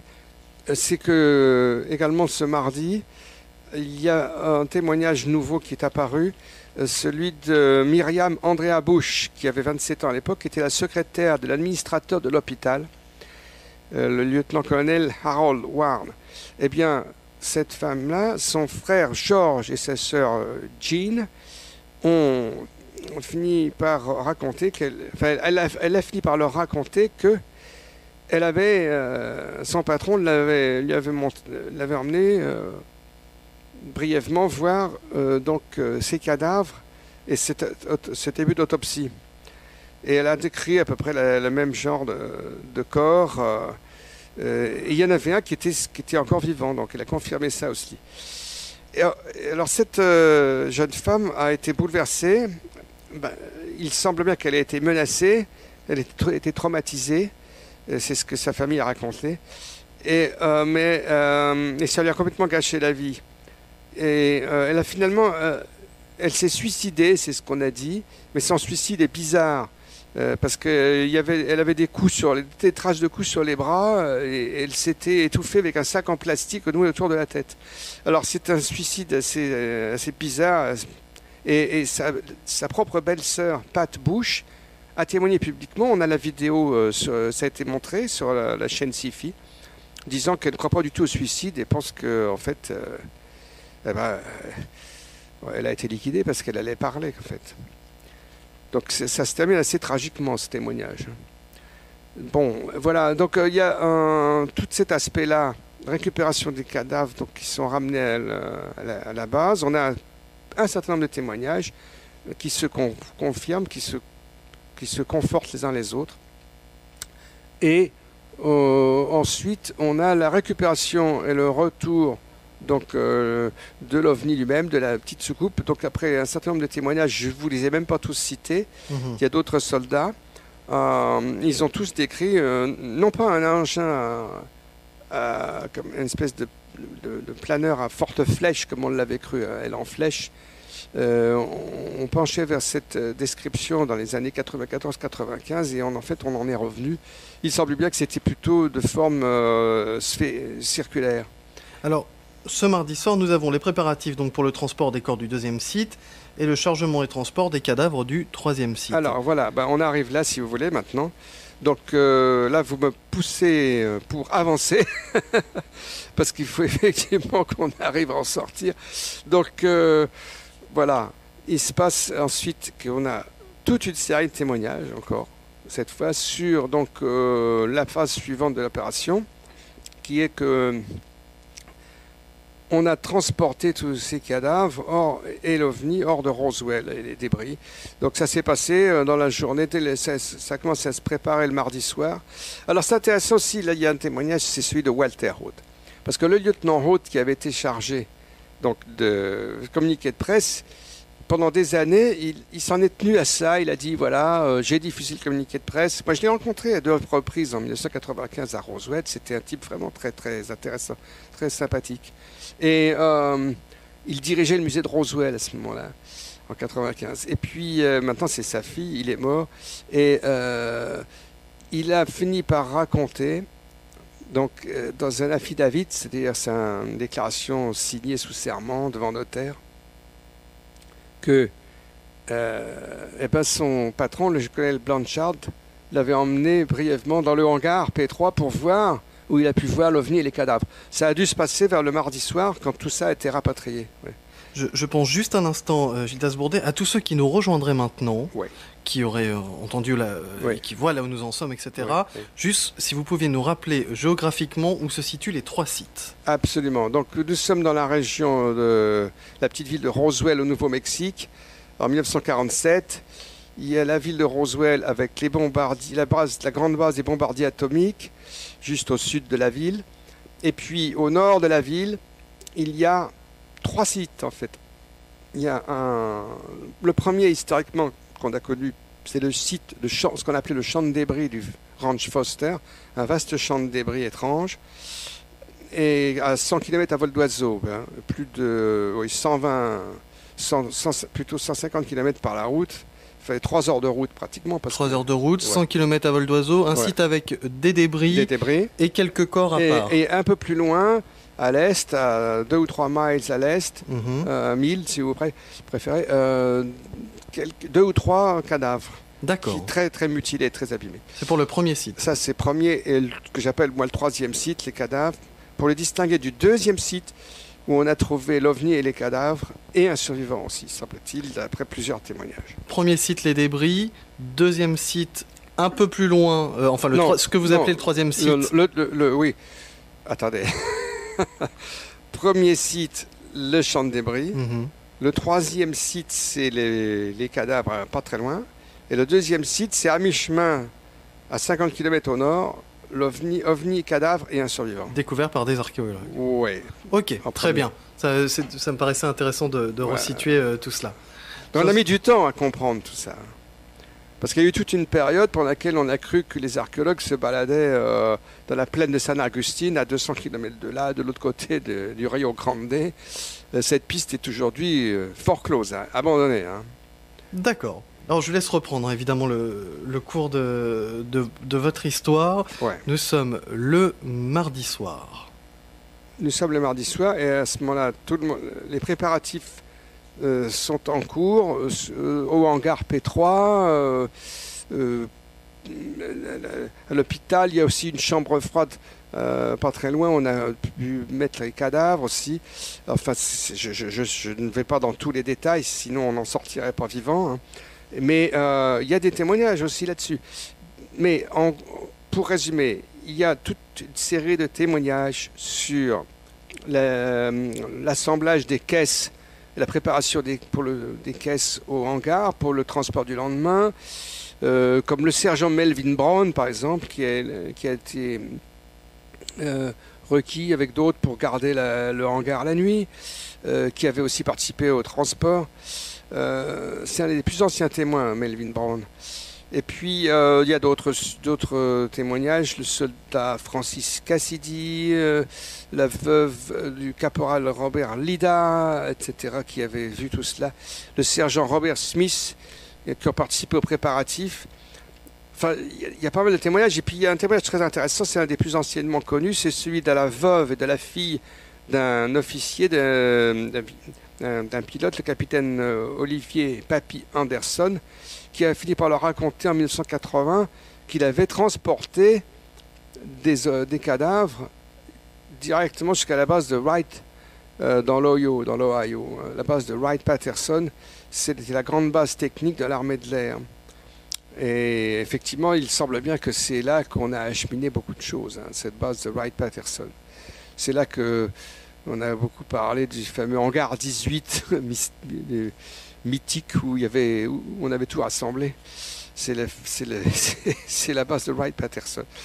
Et alors, mais c'est plus compliqué qu'on ne le croit, une fois de plus, parce qu'il y a eu deux filières séparées, parce qu'il semble bien, il y a des témoignages concordants, que les cadavres très abîmés et qui sentaient affreusement mauvais, on les a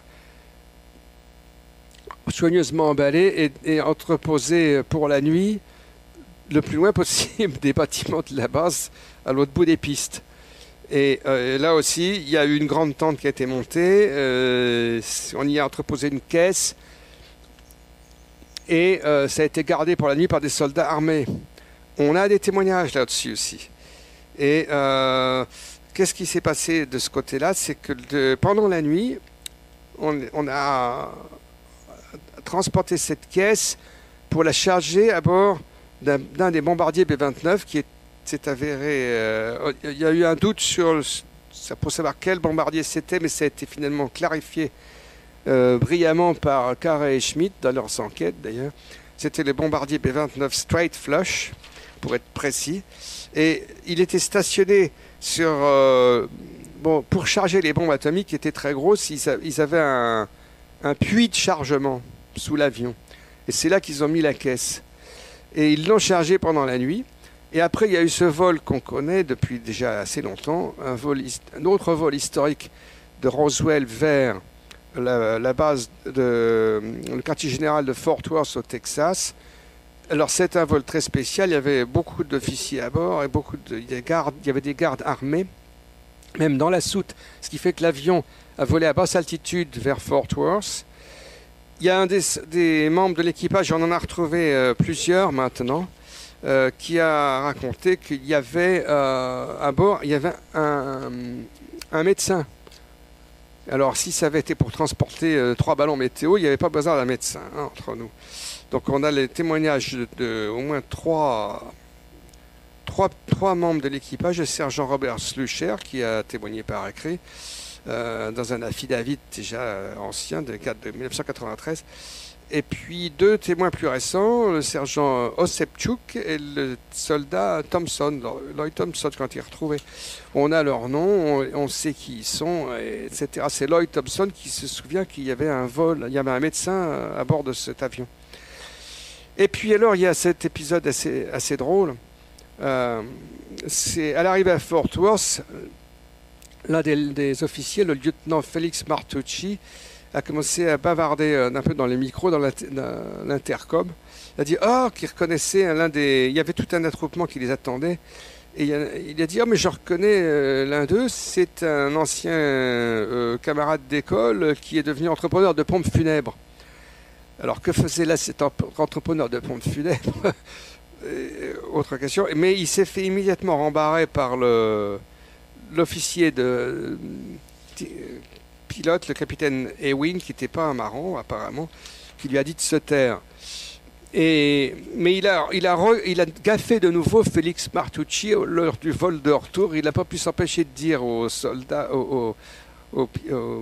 à l'équipage: oh, les gars, nous avons fait l'histoire. Boys, we just made history. Mais c'est drôle cette histoire parce que Carré et Schmidt ont réussi à le retrouver. Ils ont essayé de l'interviewer, ils ont commencé à lui téléphoner. Ça s'est pas mal passé jusqu'au moment où ils ont parlé de ce vol de Roswell. Et l'autre, il s'est refermé comme une huître. Il leur a claqué le téléphone au nez. Il a dit: je ne sais rien.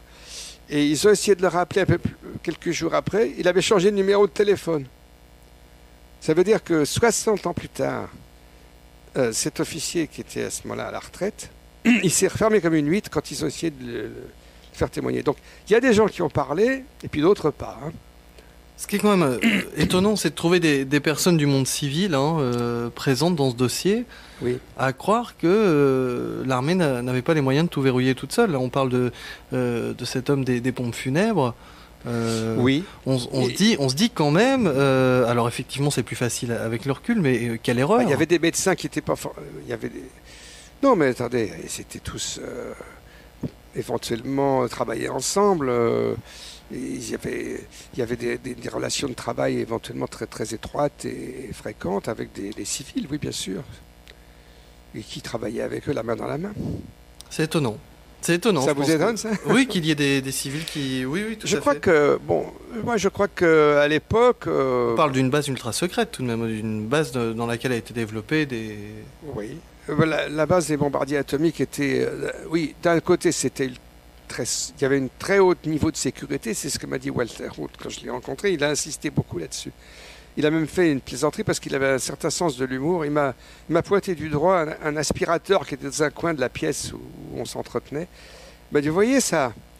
Ben, si mon colonel Blanchet m'avait dit c'est un extraterrestre, je lui aurais répondu oui, mon colonel.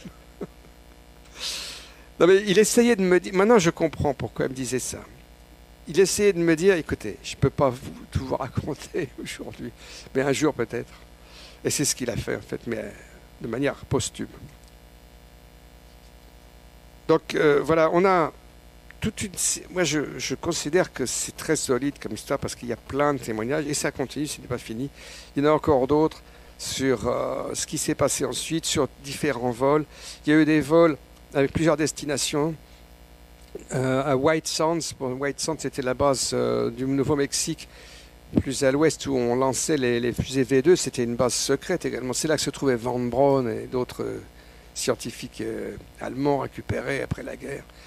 Et à l'époque, Kirtland, c'est la grande base également près de la grande ville d'Albuquerque où il y avait également des études très secrètes.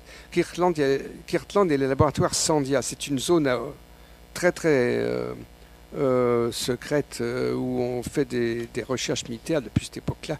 Et la base de Los Alamos, c'était une sorte de succursale de Los Alamos plus au nord. Il y a aussi manifestement, il y a eu des études faites à Los Alamos également. Donc oui, c'est très curieux. Comment ça se fait que tout ça ait pu être caché? En fait, non, tout n'a pas été caché parce qu'on ne serait pas en train d'en parler aujourd'hui. Il y a au moins 80 à 90 témoins très solides hein, cette histoire. Je peux encore, d'ailleurs, j'ai encore d'autres développements dont je peux vous parler si vous voulez un petit peu. Vous m'accordez un petit moment Avec plaisir, oui. Tout à fait. Alors, largement le temps. Bon. Eh bien, il y a des témoins aussi intéressants. C'est très curieux comme témoignage. C'est le témoignage du sergent-chef Lewis Rickett, qui est très solide en fait, qui était l'assistant du fameux capitaine Sheridan Cavitt, dont nous avons parlé au début, qui avait accompagné le commandant Marcel pour visiter le champ de débris. Eh bien, le lendemain ou le surlendemain, ça devait être le mercredi. Alors, le mercredi, il faut se dire qu'il y a eu des équipes qui ont été expédiées pour continuer à nettoyer tout le terrain. Ils ont passé la journée du mardi à nettoyer déjà, et ils ont continué le mercredi. Il y a des témoignages, il y a des gens qui ont participé, comme le sergent Earl Felford, par exemple, qui raconte le mercredi 9, il a été porté volontaire pour faire partie d'une équipe de 15 à 20 hommes, etc., qui sont partis sur le champ de débris pour finir de le nettoyer. Je vais y revenir, mais je parlais de Lewis Rickett. C'est un témoignage très intéressant parce que c'était un technicien tout à fait compétent. Et il avait même participé à une équipe d'enquête à la fin de la guerre. Il était allé en Allemagne avec une équipe pour récupérer du matériel militaire aéronautique. C'était un chef d'équipe c'était un superviseur de travaux de réparation militaire des avions. Et c'est ce gars-là qui a raconté que son patron, le capitaine Cavitt, un jour, un matin, l'a emmené. Et ils ne sont pas allés au champ de débris, ils sont allés sur le deuxième site. On le sait parce que là aussi, il a bien précisé qu'il y avait eu 3/4 d'heure de route pour y aller. Et donc ils étaient arrivés sur ce terrain où il y avait des officiers. Il y avait au moins 2 officiers. Bon, on sait qui ils sont en fait. Hein. C'était le major Isley et le major Dardenne qui dirigeaient l'un la police militaire et l'autre des équipes de sécurité renforcées pour les bombardiers atomiques, qui étaient tous déjà habilités au top secret. Eh bien, ils étaient là, ils finissaient de nettoyer et Lewis Rickett a raconté qu'il y avait encore quelques débris, là, il avait saisi un qui était de forme assez incurvée, qu'il avait essayé de le plier, et que les deux officiers s'étaient moqués de lui en disant « Ah, le petit malin, il essaie de plier, de faire ce que nous n'avons pas réussi à faire. » Alors, c'est amusant parce que le capitaine Cavite, son patron, a toujours nié tout cela. Et il a même, au début des enquêtes, il a nié qu'il était à Roswell. Il a fini par l'admettre quand même. Ensuite, il a dit, mais moi j'ai découvert quelques débris de ballons, c'est tout ce qu'il y avait sur le terrain. Et il a raconté la même fable quand il a été interviewé longuement par un colonel de l'armée de l'air pour servir de témoin pour le gros rapport de 1000 pages de l'armée, que l'armée de l'air et le Pentagone ont publié en 1995, le gros Roswell Report. Il y a eu une longue interview du colonel, son nom m'échappe, qui lui a interviewé donc ce capitaine Cavite et qui lui a dit bah alors il a essayé à ce moment-là de lui faire dire qu'il avait récupéré un train de ballon mogul qui était devenu la thèse officielle de l'Air Force à ce moment-là. C'était plus un ballon météo avec cible radar, c'était devenu un train de ballon soi-disant impressionnant avec 20 à 25 petits ballons météo et 2 ou 3 cibles radar montées sur baguette de balsa. Alors, la baguette de balsa, vous allez en acheter une chez un marchand de jouets, vous la cassez comme ça entre les doigts, c'est très facile à casser. 8 mm de diamètre, essayez, vous verrez. Et donc, ils ont essayé de faire croire que c'est ça que les aviateurs avaient trouvé. Et l'autre, il n'a même pas voulu accepter ça. Il aurait pu être gentil avec les officiers, avec le colonel qui l'interviewait. Et il dit, ah oui, c'est vrai, tout compte fait, je me rappelle que c'était un train de ballon, mais non. Il n'a même pas voulu dire ça. Il a dit, mais non, mais pas du tout. Moi, j'ai vu un ballon météo avec une cible radar. Il s'est royalement moqué de payer sa tête, en fait. Et alors, l'autre lui a demandé, mais est-ce que vous connaissez cet enquêteur-là, Carl Flock? Carl Flock, c'est l'homme qui avait contribué à lancer l'hypothèse des ballons mogul en 1994. Ah oui, je le connais, Carl Flock. Oui, je l'aime bien. C'est notre meilleur débunker. Ça, c'est quand même assez curieux. Et alors... j'aime bien parler de ces témoignages de Cavite et Rickett parce qu'on les connaît bien. Il y a eu un très long entretien qui a été transcrit. Bon, j'en ai eu la transcription par des amis ufologues, dont Robert Durand, qui m'a passé ça, qui était un très bon enquêteur également sur Roswell. Ben, il y en a beaucoup. Hein. Et il a raconté, Cavite, un autre épisode dont j'ai envie de dire un mot maintenant, si vous voulez, c'est que au cours des semaines ou des mois suivants, il a assisté à un éminent scientifique, le professeur Lapas, Lincoln Lapas. Ils ont inspecté les terrains de la région et il raconte, Rickett, qu'ils ont trouvé une zone où le terrain avait été porté à très haute température, comme vitrifié. Donc il se peut qu'à ce moment-là, il y a eu un scénario encore plus complexe que ce qu'on imaginait, c'est qu'il y a eu un premier impact un peu plus au nord-ouest peut-être du champ de débris. C'est une histoire complexe, on ne maîtrise pas bien exactement ce qui s'est passé, et on ne sait pas exactement. Il y a peut-être eu deux engins, un qui a explosé, l'autre qui a réussi à aller plus loin, par exemple. Est-ce qu'il y a eu une collision ou quoi on ne sait pas exactement ce qui s'est passé. Mais ce n'est pas parce qu'on ne sait pas exactement qu'on peut mettre en doute tout ce faisceau énorme de témoignages. Et tous les sceptiques, bien entendu, ont mis en doute tout ça. Mais c'est tellement tordu leurs arguments que je ne vais même pas entrer là-dessus, sur cette affaire-là. Alors, moi qui vous écoute depuis le début, je ne connais pas le dossier Roswell, j'entends cette histoire pour la première fois, je me dis que la justification, c'est un train de ballon mogul. C'est fou. Hein. Alors, à ce moment-là, comment justifier le bouclage de toute une ère, de tout un espace, comme ça a été le cas, hein, d'une partie de terrain? Comment expliquer un bouclage de l'armée pour protéger un train de ballon? Comment est-ce que c'est justifié, ce genre de choses? Ben, c'est absurde. À cette époque-là, ces ballons météo, ces sondes... Ah, attendez, alors, ce que l'on peut dire... Non, les ballons météo, c'était d'une banalité totale. Ils en ramassaient de temps à autre, ils savaient très bien ce que c'était. Les habitants de la région, ceux qui avaient vu les débris de près, et il y en avait, comme je vous l'ai dit, un certain nombre, hein, il y en avait pas mal, mine de rien, hein. Ça les a fait rigoler, mais on leur a dit de se taire. Ce qui s'est passé dans les jours suivants, c'est que les militaires sont allés visiter toutes les fermes des environs. Ils ont tout fouillé. Ils ont tout déballé, les fourrages, tout ça. Ils ont cassé les réserves de nourriture, etc. pour fouiller, pour découvrir si les gens avaient gardé des débris. Ils ont exigé la restitution des débris et ils ont menacé les gens. Il y a des gens qui ont été menacés, on a des témoignages dans les environs, y compris même les jeunes, les enfants qui se baladaient pas mal et qui ont été menacés. Il y a, par exemple, on a le témoignage d'un photographe de Roswell, Jack Roden, qui a raconté que l'un des éleveurs de la région avait eu 3 enfants qui étaient revenus de promenade très traumatisés parce qu'ils avaient été menacés, etc.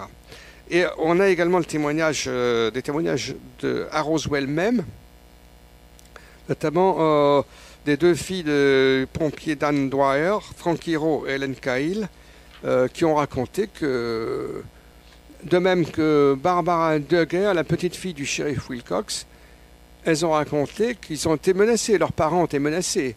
Et dans le cas de Barbara Duggar, c'est sa grand-mère, qui était la femme de shérif Wilcox, qui lui a révélé tout à fait peu de temps avant sa mort qu'ils ont été menacés de mort.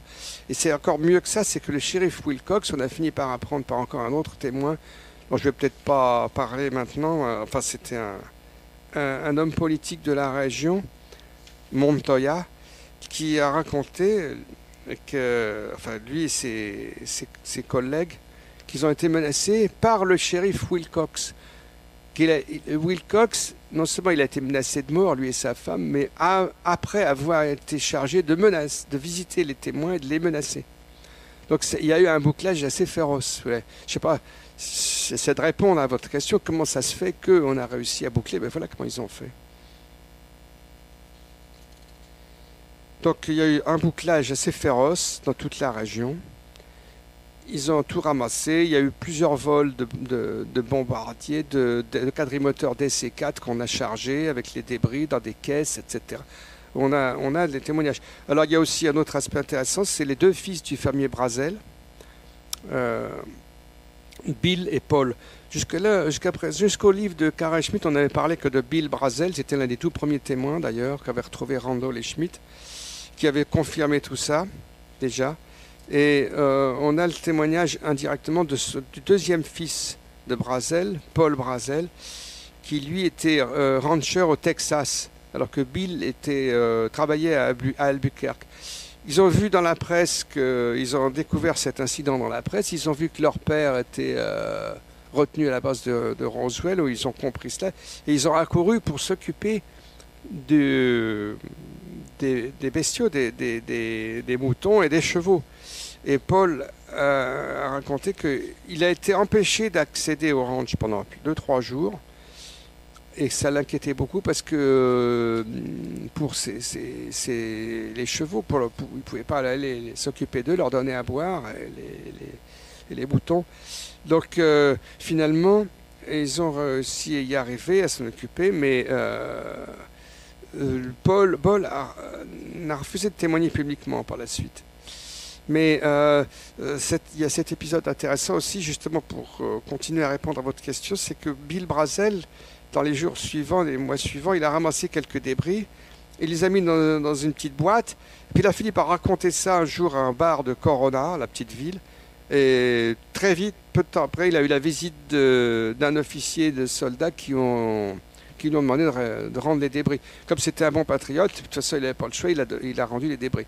Cela dit, la question qui se pose encore aujourd'hui, c'est est-ce qu'il n'y aurait pas des gens qui auraient gardé des débris? Et c'est probable que oui.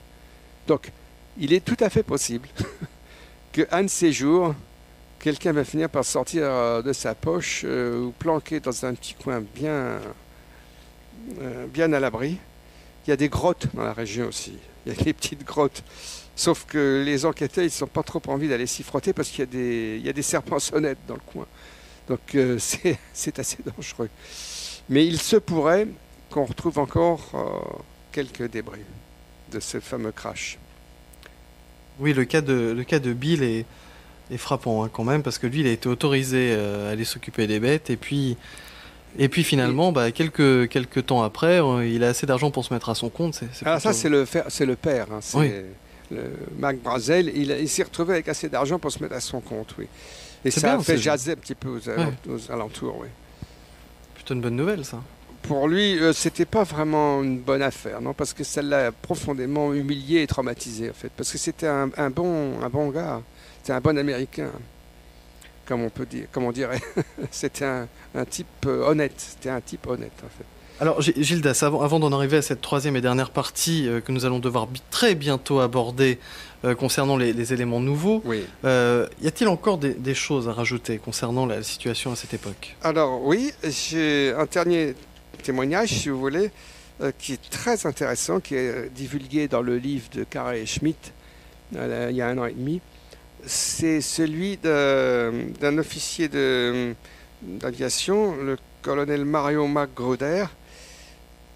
C'est pas lui qui a témoigné directement, mais ce sont ses 4 fils. C'était un officier d'élite de l'armée de l'air qui avait été un héros de la guerre du Pacifique et qui se trouvait au mois de juillet 1947 dans une école où on formait toute une petite promotion de brillants jeunes officiers appelés à de plus hautes fonctions. Et un jour, ça s'appelait le collège de guerre aérienne, Air War College, dans l'Alabama, pour être précis. Eh bien, un jour, on les a embarqués, on les a emmenés à la base de Wright Field, dont nous parlions tout à l'heure. Et là, il a fini par raconter à ses garçons, à ses fils, qu'il a eu le choc de sa vie, parce que on leur a appris, ça se passait à la mi-juillet, on leur a appris la découverte qu'un engin extraterrestre qui était écrasé près de Roswell, et on leur a montré l'épave qui donc avait été acheminée entre-temps à la base de Wright-Patterson. Et de Wright, enfin ça ne s'appelait pas encore Wright-Patterson, il y avait 2 bases contiguës. Et puis, on les a introduits dans une autre salle où se trouvait un alien survivant. C'est là qu'il était. Il l'avait amené là.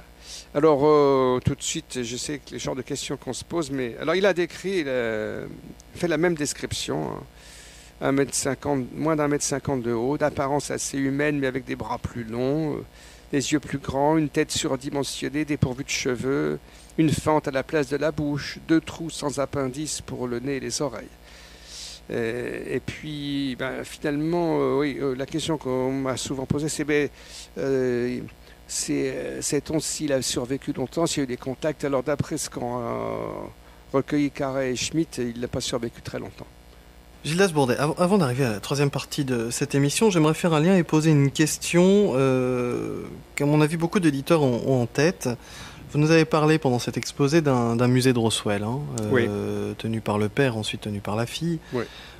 Est-ce que ce genre de musée sert ou dessert cette question et cette enquête liée à Roswell? Je vous dis ça juste avant la troisième partie parce que certains peuvent se dire si les témoignages arrivent aussi tardivement, de nouveaux témoignages actuellement, c'est peut-être uniquement pour écrire un bouquin et donc je préfère prendre les devants et vous poser cette question. Que pensez-vous de ce genre de musée? Écoutez, ce musée, moi je l'ai visité en 95, il n'était pas encore très très grand, il s'est agrandi depuis. Je l'ai revisité en 2007, il avait pas mal augmenté de surface, était changé d'adresse, et c'est devenu une institution un petit peu, oui, dans cette ville de Roswell. Bon, moi je pense qu'il y a eu un moment un passage un peu trouble, un peu trop commercial vers les années 97-98, et d'ailleurs à cette époque-là, Walter Rhodes s'en est retiré discrètement. Il y a eu une direction un peu trop orientée vers la recherche du profit. Donc il y a eu une période assez trouble. notamment l'année 97 où c'était un vrai cirque à Roswell cette année-là. D'ailleurs, les télévisions se sont beaucoup amusées à filmer le cirque de Roswell, bien entendu. Mais oui, globalement, ça a été, je pense que ce musée de Roswell, il y en a même eu deux au début. En 95, il y en avait deux. Il y en a un qui a fermé ses portes. Mais ça a joué un rôle positif parce que c'est là qu'on a retrouvé. Des témoins sont venus, c'est comme celui dont je vous parlais, Elie Benjamin. Il a visité un jour le musée de Roswell avec sa femme. Et c'est par le biais de sa femme qui a parlé un peu à la fille de Walter Rhodes, etc., qui s'est décidé à parler. Voilà comment ça se passe. Donc ça sert plus que ça ne dessert. Ah oui, oui, c'est un lieu un petit peu d'échange, de rencontres. Et puis maintenant, chaque année, il y a ce fameux festival où beaucoup de gens se retrouvent. Là, j'ai assisté à cet échange donc en juillet 2007. C'était sympa. Il y avait Stanton Friedman, Carey Schmitt, et il y avait le docteur Marcel Junior, qui est colonel de réserve, qui a fait 2 séjours, si vous ne me croirez peut-être pas, mais en Irak. Il m'a raconté qu'il a été l'un des plus vieux militaires engagés en Irak. Gilles Dasbourdet, nous allons faire une dernière respiration musicale de quelques secondes à peine. Alors, Gilles Dasbourdet, avant d'en arriver au dernier témoignage, j'aimerais juste savoir, comme beaucoup de nos auditeurs, j'imagine, comment a réagi l'état-major américain, l'armée américaine, lorsque le questionnement autour de Roswell a été de plus en plus pressant. C'était aux alentours des années 90, mi-90, non? Oui, c'est entre les années 90 et 95. Voilà, ce qui s'est passé, c'est que, donc, comme je l'ai dit au début, il y a plusieurs livres qui sont parus au cours de ces années-là. Le premier livre de Kevin Randle et Donald Schmitt, qui était déjà un coup très fort de relance des enquêtes sur Roswell. Stan Friedman a publié son livre également, en 92 ou 93, je ne sais plus. Et puis, Randle et Schmitt ont remis cela en 94 avec un nouveau livre qui fait beaucoup de bruit aussi. Et donc il y a une pression qui a augmenté très fortement. Et il y avait également Carl Flock qui était assez ambigu. Il avait fait un premier livre qui laissait ouverte l'hypothèse d'un ovni. Et en 93, mais en 94, il a commencé à parler de l'hypothèse de la découverte d'un train de ballon très secret appelé Mogul. Donc lui et 2 ou 3 autres enquêteurs ont commencé à parler de ça. Et l'armée de l'air a embrayé là-dessus très fort et a commencé à également raconter cela. Alors ce qu'il faut comprendre, c'est qu'en 93, il y a un député du Nouveau-Mexique, Stephen Schiff, qui est poussé par des électeurs à commencer à demander des explications à l'armée de l'air. Et il s'est fait envoyer balader. Alors il n'aimait pas ça du tout, ça lui était encore jamais arrivé. Et également, ils l'ont envoyé vers les archives nationales qui l'ont renvoyé vers les militaires en disant « nous, on n'a rien du tout ». Alors il s'est fâché et il a demandé une enquête à la commission d'enquête du Congrès qui s'appelait le GAO. À l'époque, le General Accounting Office, c'est-à-dire c'était une sorte de commission de Cour des comptes au service du Congrès américain. Et ils ont accepté, bien que ce soit une demande assez inhabituelle, ils ont accepté de faire une enquête sur Roswell. Et cette enquête a démarré début 94. Ils ont demandé des explications à l'Air Force à ce moment-là. Et alors, il y a une espèce de situation très très bizarre au cours de l'année 94. Où l'armée de l'air qui jusque-là refusait de dire un mot là-dessus a enfourché l'affaire, s'est emparée de l'affaire, elle s'est mise à enquêter vite, très fortement, a commencé à rassembler tous les documents qu'ils pouvaient trouver sur les ballons. Et dès le printemps, ils se sont en quelque sorte appuyés sur le livre qui est paru à ce moment-là de Carl Flock, expliquant que c'était probablement peut-être un train de ballon ultra secret. Dès la fin du premier semestre 1994, ils ont commencé à développer cette thèse-là. Mais la commission d'enquête du Congrès s'est pas démontée, ils ont continué à travailler. Et pendant tout l'hiver 94-95, ils ont continué à enquêter et ils ont fini par publier un rapport assez court, de 22 pages, en juillet 1995. Qu'est-ce qu'il racontait ce rapport? Eh bien, qu'ils n'avaient pas pu avoir de documents très sérieux sur cette affaire, sinon que ils ont découvert que une grande partie des archives de la base de Roswell de l'époque avaient été détruites, contrairement à tous les usages, sans justification et sans signature. Et donc c'était quand même très bizarre comme dossier. Et ils ont le seul commentaire très court était d'écrire en première page du rapport l'enquête sur la nature de ce qui s'est écrasé à Roswell continue. Ça c'est le rapport. C'est un rapport officiel, c'est un rapport de la Cour des comptes du Congrès américain. Hein. Quand on dit quelle est la thèse officielle, moi je pourrais aussi bien répondre que c'est ça la thèse officielle du Congrès américain. L'enquête continue, on n'a pas eu de réponse. Mais les militaires, eux, ils ont fait à ce moment-là, quelques temps après, ils ont publié ce gros rapport de 1000 pages. Il est paru au mois d'octobre de la même année. Mais attention, ce qui s'est passé surtout, c'est cet événement extrêmement bizarre qui a été la divulgation du film de l'autopsie d'un extraterrestre, Roswell, dont on parlait depuis des mois, depuis l'hiver précédent, et qui a tout foutu en l'air, parce que ça a occulté le rapport du GAO, ça a focalisé l'attention et ça a créé un énorme scandale. Ça a en quelque sorte décrédibilisé. Ah bah oui, ça a foutu par terre les très bonnes enquêtes sur Roswell. Si c'est ça qu'on avait voulu faire, ça a été un brillant succès. C'est-à-dire que l'armée donc sort un rapport trop long à étudier, 1000 pages environ, énorme, très long à étudier. Qu'on ne peut pas lire. Je veux dire, je les ai, hein, je l'ai le rapport. Mais je m'en suis pas mal servi, je peux vous dire. Mais on trouve des choses très intéressantes dedans, mais c'est une lecture... c'est impossible. On ne lit pas 1000 pages sur les ballons. Mais il y a des documents très précis dedans, et qui prouvent, entre autres, que c'était pas possible qu'il y ait un train de ballon mogul qui était censé être lancé à la base de White Sands, qu'il ait atterri sur le ranch de Brazel. C'est pas vrai, parce que ça ne colle pas du tout. Et on a la liste complète des vols qui ont été faits, qui étaient menés par l'Université de New York. C'était une équipe de l'Université de New York University, qui faisait ça. Et c'était des essais pour essayer de faire se maintenir en haute altitude des instruments pour essayer de détecter les futures explosions nucléaires soviétiques. Ça a échoué lamentablement, ça a complètement foiré leur expérience, ils n'ont pas continué très longtemps.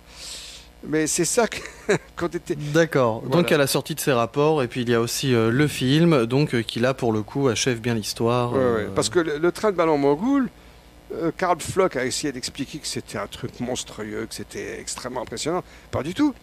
C'était 20 à 25 petits ballons météo, 3 cibles radar ultra fragiles montées sur baguettes de balsa et 2 ou 3 instruments très très banals. Ça pesait 20 à 25 kilos. Tout. Alors pourtant, malgré tout cela, 95, là on est en 2009, on en parle encore de Roswell. Ouais. Parce qu'il y a encore de nouveaux témoignages. Alors, ou d'autres témoignages posthumes, oui. ou d'autres, là j'en ai un sous les yeux, il fait partie des quelques témoignages que vous allez mettre en avant. Alors, c'est un nouveau témoin de Roswell, c'est un article de Anthony Bragalia sur le site web The UFO Reality qui est titré « Un pompier de Roswell le reconnaît, c'était une soucoupe volante ». Alors, il y a une enquête qui a été menée, et là on parle du fils de Roux Chrisman, qui était le chef de la caserne de Roswell en 1947. Il est mort en 1981. Il avait 98 ans. Est-ce que vous pouvez nous en dire plus sur ce témoignage ? Non, parce que je l'ai découvert il y a... Non, je n'ai pas vraiment eu le temps d'étudier ce témoignage. En fait, je crois que c'est vous qui êtes le mieux placé pour raconter un petit peu. C'est très intéressant comme témoin, parce que juste un mot quand même, c'est donc confirmé par l'un des meilleurs enquêteurs dont nous avons parlé à plusieurs reprises, Kevin Randall, hein. Qui s'est entretenu avec le fils pour se faire confirmer les détails de l'histoire. Donc le fils de Chris Mann a expliqué qu'il était au courant de l'implication de la caserne municipale au moment du crash, mais il n'était pas très bavard, il ne souhaitait pas en dire plus. Il se contentait de répondre, c'est arrivé, il y a eu une grosse opération de couverture, le crash a bien eu lieu. Et on lui a demandé donc comment il était au courant. Il a marqué une pause avant de répondre. J'en ai connu des tas qui savaient. Et puis on lui a demandé aussi si d'autres pompiers de cette époque étaient encore en vie. Il a répondu qu'il n'en restait plus qu'un seul. Il avait seulement souhaité le surnommer Smith. Et puis après, ils ont réussi à trouver Smith. Et puis l'article continue. Je laisse à tous nos auditeurs le soin de le découvrir sur le site de Didier Deplège, OVNI. Excellent site. Excellent site, qui tout raconte à fait. Beaucoup de choses intéressantes. OVNI au pluriel-usa.com. C'est un long article qui récapitule le sujet. OVNI au pluriel-usa.com sur ce témoignage. Alors, j'ai juste mis quelque peu ce témoignage en avant, mais il est très représentatif. Il y a encore des gens qui parlent pourtant de quelque chose qui est arrivé en 1947. Oui, c'est formidable. Parce qu'on arrive encore... Enfin, maintenant, ce sont plutôt les enfants des témoins de l'époque, maintenant, qui parlent. Il y a un autre exemple de ce genre-là qui est passé sur la chaîne, qui a été interviewé par Larry King. C'est intéressant aussi comme aspect, c'est que ça bouge aux États-Unis, même dans les grands médias maintenant. Et en particulier sur la chaîne CNN, il y a, avec Larry King qui s'intéresse beaucoup aux ovnis et à Roswell en particulier.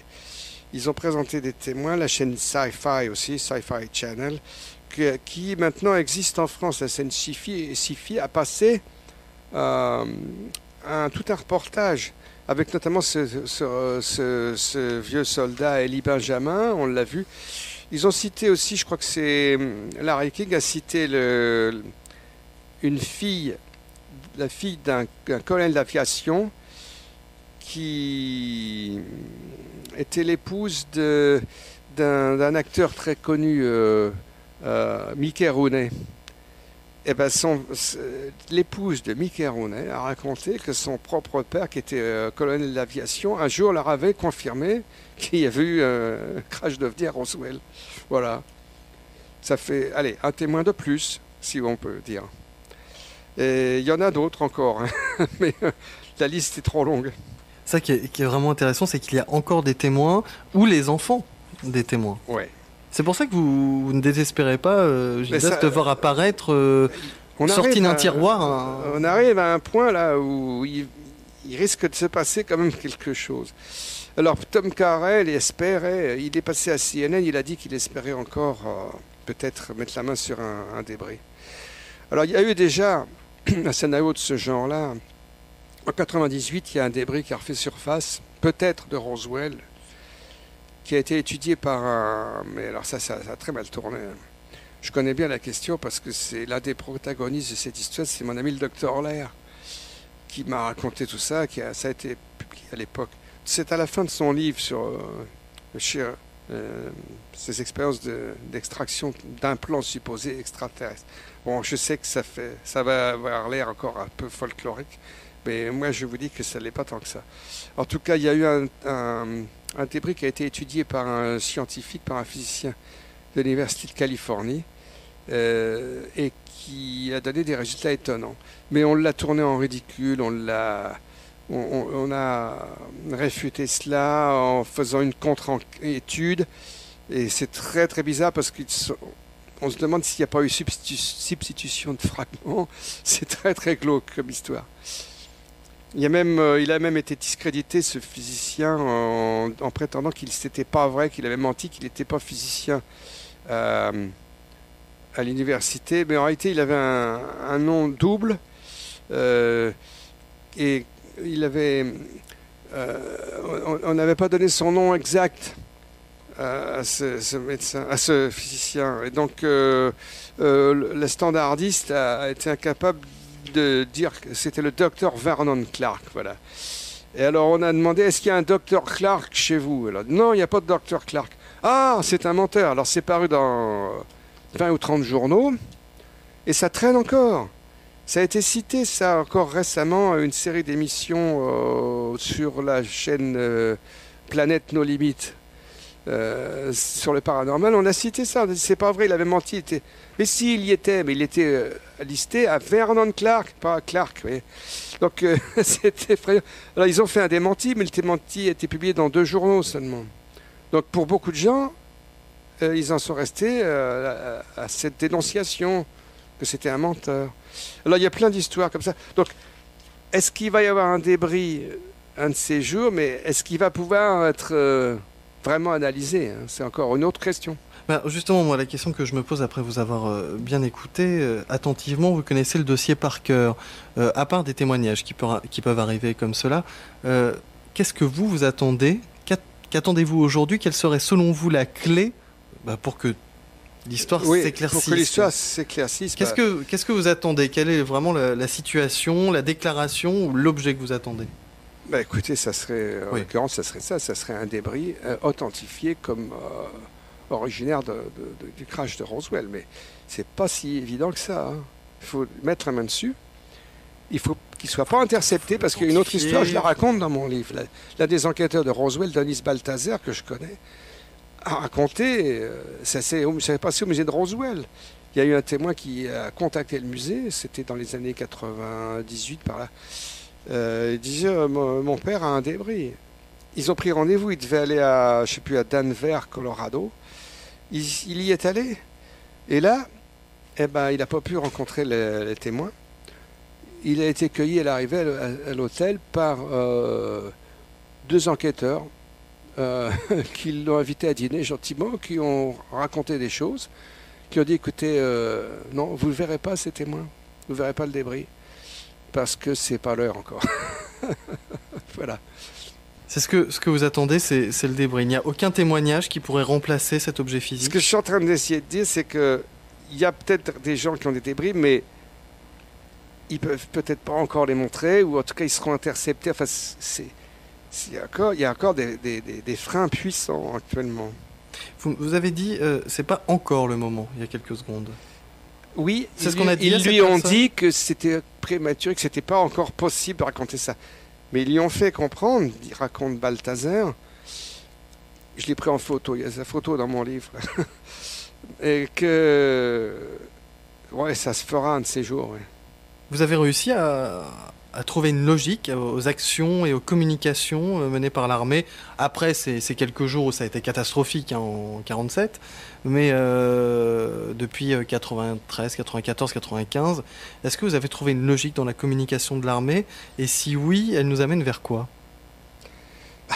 Pour l'heure, la logique de la communication de l'armée américaine, c'est de dire circuler, il n'y a rien à voir encore aujourd'hui. Hein. Ça, ils en restent là. Ça te fait de plus en plus insolite dans le monde entier, je peux vous dire. Moi, j'ai participé l'année dernière à un congrès très intéressant au Brésil, où il y avait plusieurs pays représentés. Officiellement, il y avait le colonel responsable des enquêtes OVNI officiellement en Uruguay.